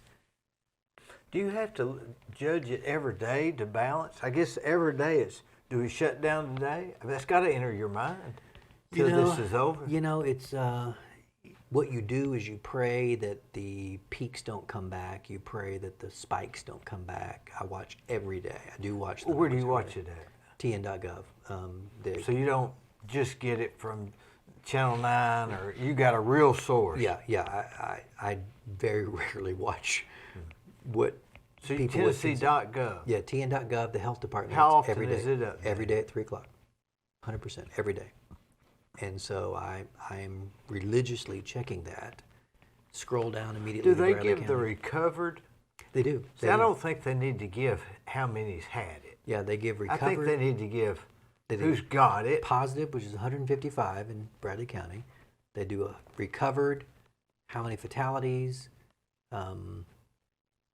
I like it better now that they're including not just the recovered, and remember for a while they did and possibles. Yeah. And the numbers went right Yeah, up. that's crazy.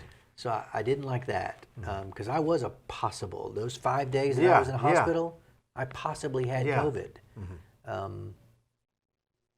So I do like the numbers a little bit better. I think they're a little closer to reality right now.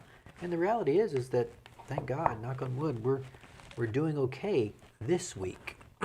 But we could have a festival. We could have the Kool-Aid Festival or Trick or something. treat. Trick or treat. You know, it worries me.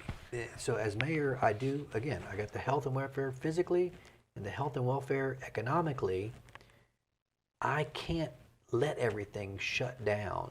I got a lot of flack that I didn't do what Chattanooga did. And I said, guys, we can't afford it. We can't afford to shut down our economy. There are moms and dads that would not be able to pay their rent. They would be homeless. People are that close. That close. And I thank God every day that we are doing as well as we are under the circumstances, and that we continue to get better daily. Just like my recovery, and I got better every day, stronger every day. That's what our city's doing, and I'm so grateful for it. You know, I almost don't think that people should really go too much. I'm not worried about it, etc. But I'm probably not going to go to Florida this fall break or spring break. Yeah. And that's what the CDCs and everybody else are saying, that they're worried about the travel. They're worried about.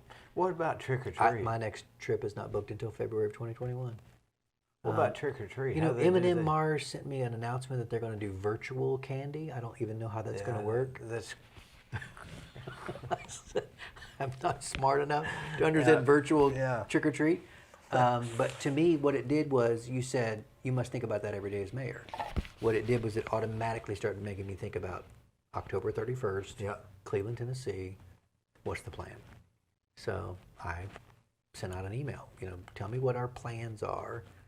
And again, it's not my job as mayor to orchestrate. There are other people that are the conductors. My job is to pick the song.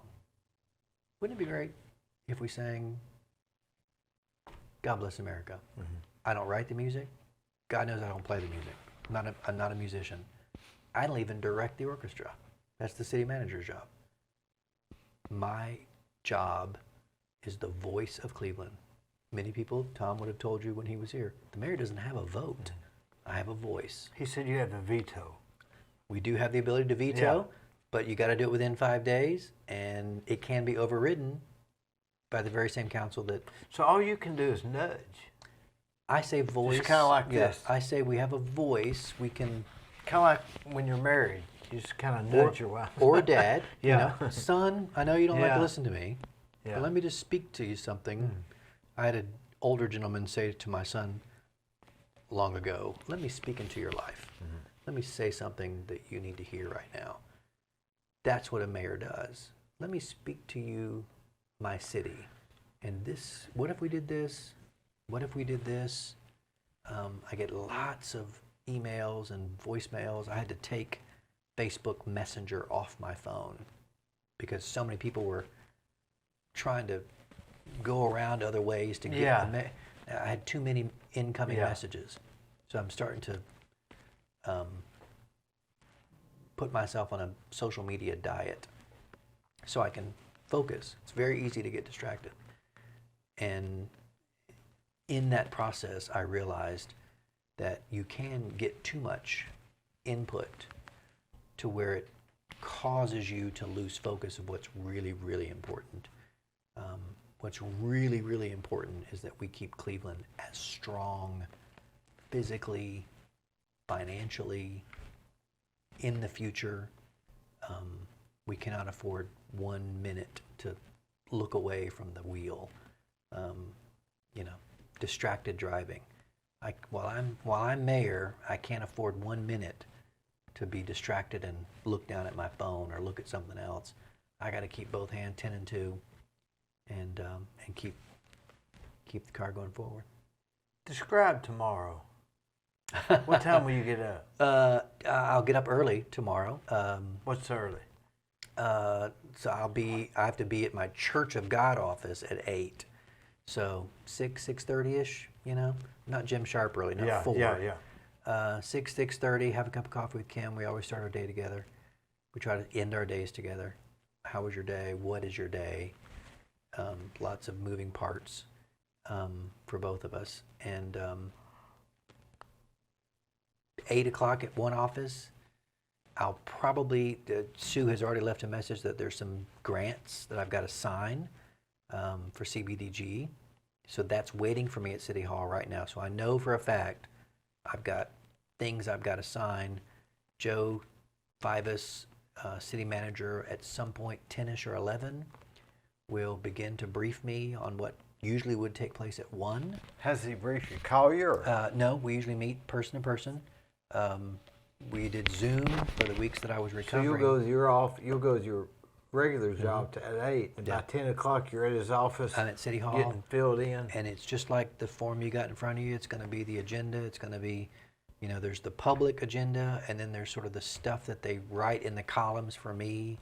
This has got to be, you got to have a motion. You're going to have to do this. This doesn't need to be voted on. So all you have to do is announce this. So there's kind of a script. There's kind of I guess that's the easiest way to say it, a script of how I moderate the city council meeting. Because basically that's what the mayor is. You're moderating.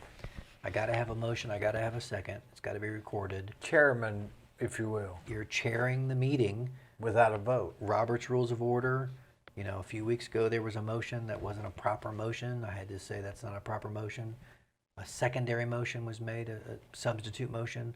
That motion was seconded, so I had to say, well, okay, so now we have a substitute motion. Those 12 years in Nashville, just ingrained that in my head. Representative Bill Dunn, Chairman Dunn, was my freshman coach in '06. And he would say, now Kevin, close your eyes. I'd be like, Bill, we're on television. I'm not going to close my eyes. He said, close your eyes. You'll hear the cadence of the house. Da-dun, da-dun, da-dun, da-dun, da-dun, da-dun, da-dun, da-dun, da-dun, da-dun, da-dun, da-dun. And he said, when that cadence stops or is broken, there's something going on. So listen for it. So you'll hear us at City Council. Same principle. Do I have a motion? Do I have a second? All in favor say aye. Opposed? Like sign. You'll hear this. Da-dun, da-dun, da-dun, da-dun, da-dun, da-dun. When that guy made a substitute motion, you didn't hear Fred Flintstone screech with his feet. Yeah. But that's exactly what happened. Everything came to a stop. And I had to think back, okay, a substitute motion, if seconded, if somebody just yells out and makes a substitute motion and nobody agrees with him, it's sort of like thin air. But he did get a second on his substitute motion, and it stops all debate, and I can only address the maker of the substitute motion, as chairman of the planning commission. Parliamentary procedure. And so that's going through your mind on Monday, because it happened 2 Mondays ago. What time is the city council meeting? We used to have a 1 o'clock, what we called work session, and a 3 o'clock voting session. And because of COVID, we only have the 3 o'clock. So what do you do after you've been briefed by the city? There'll be a time for lunch. Where do you go? It just depends. By yourself? No. Very rarely do you get any alone time. It depends on how long the briefing. Very often, Joe and I, somebody will bring Beverly or somebody will bring in Jersey Mike's. So there's a pretty lengthy briefing. Yeah, no doubt. I mean, as a matter of fact, my church staff, Shirley Williams, who's been with me all along and has been at the church for 42 years, she knows on Mondays that are council days, it's very possible she won't even see me all day. Then we'll go directly into, so this Monday will be a little bit longer and different. We may even start early. I've got to swear in 4 newly elected council members and a judge. You might remember Judge Painter stepped down, so Judge Banks is going to be appointed on Monday. So I've got 4 council members, oath of office, plus a judge. Only a judge can swear in a judge, so we're bringing in Mike Sharp. So there's going to be quite a few moving parts. In fact, so many moving parts, we're moving to the museum where we can have better social distancing. That's a good idea. So, Monday's going to be a busy day.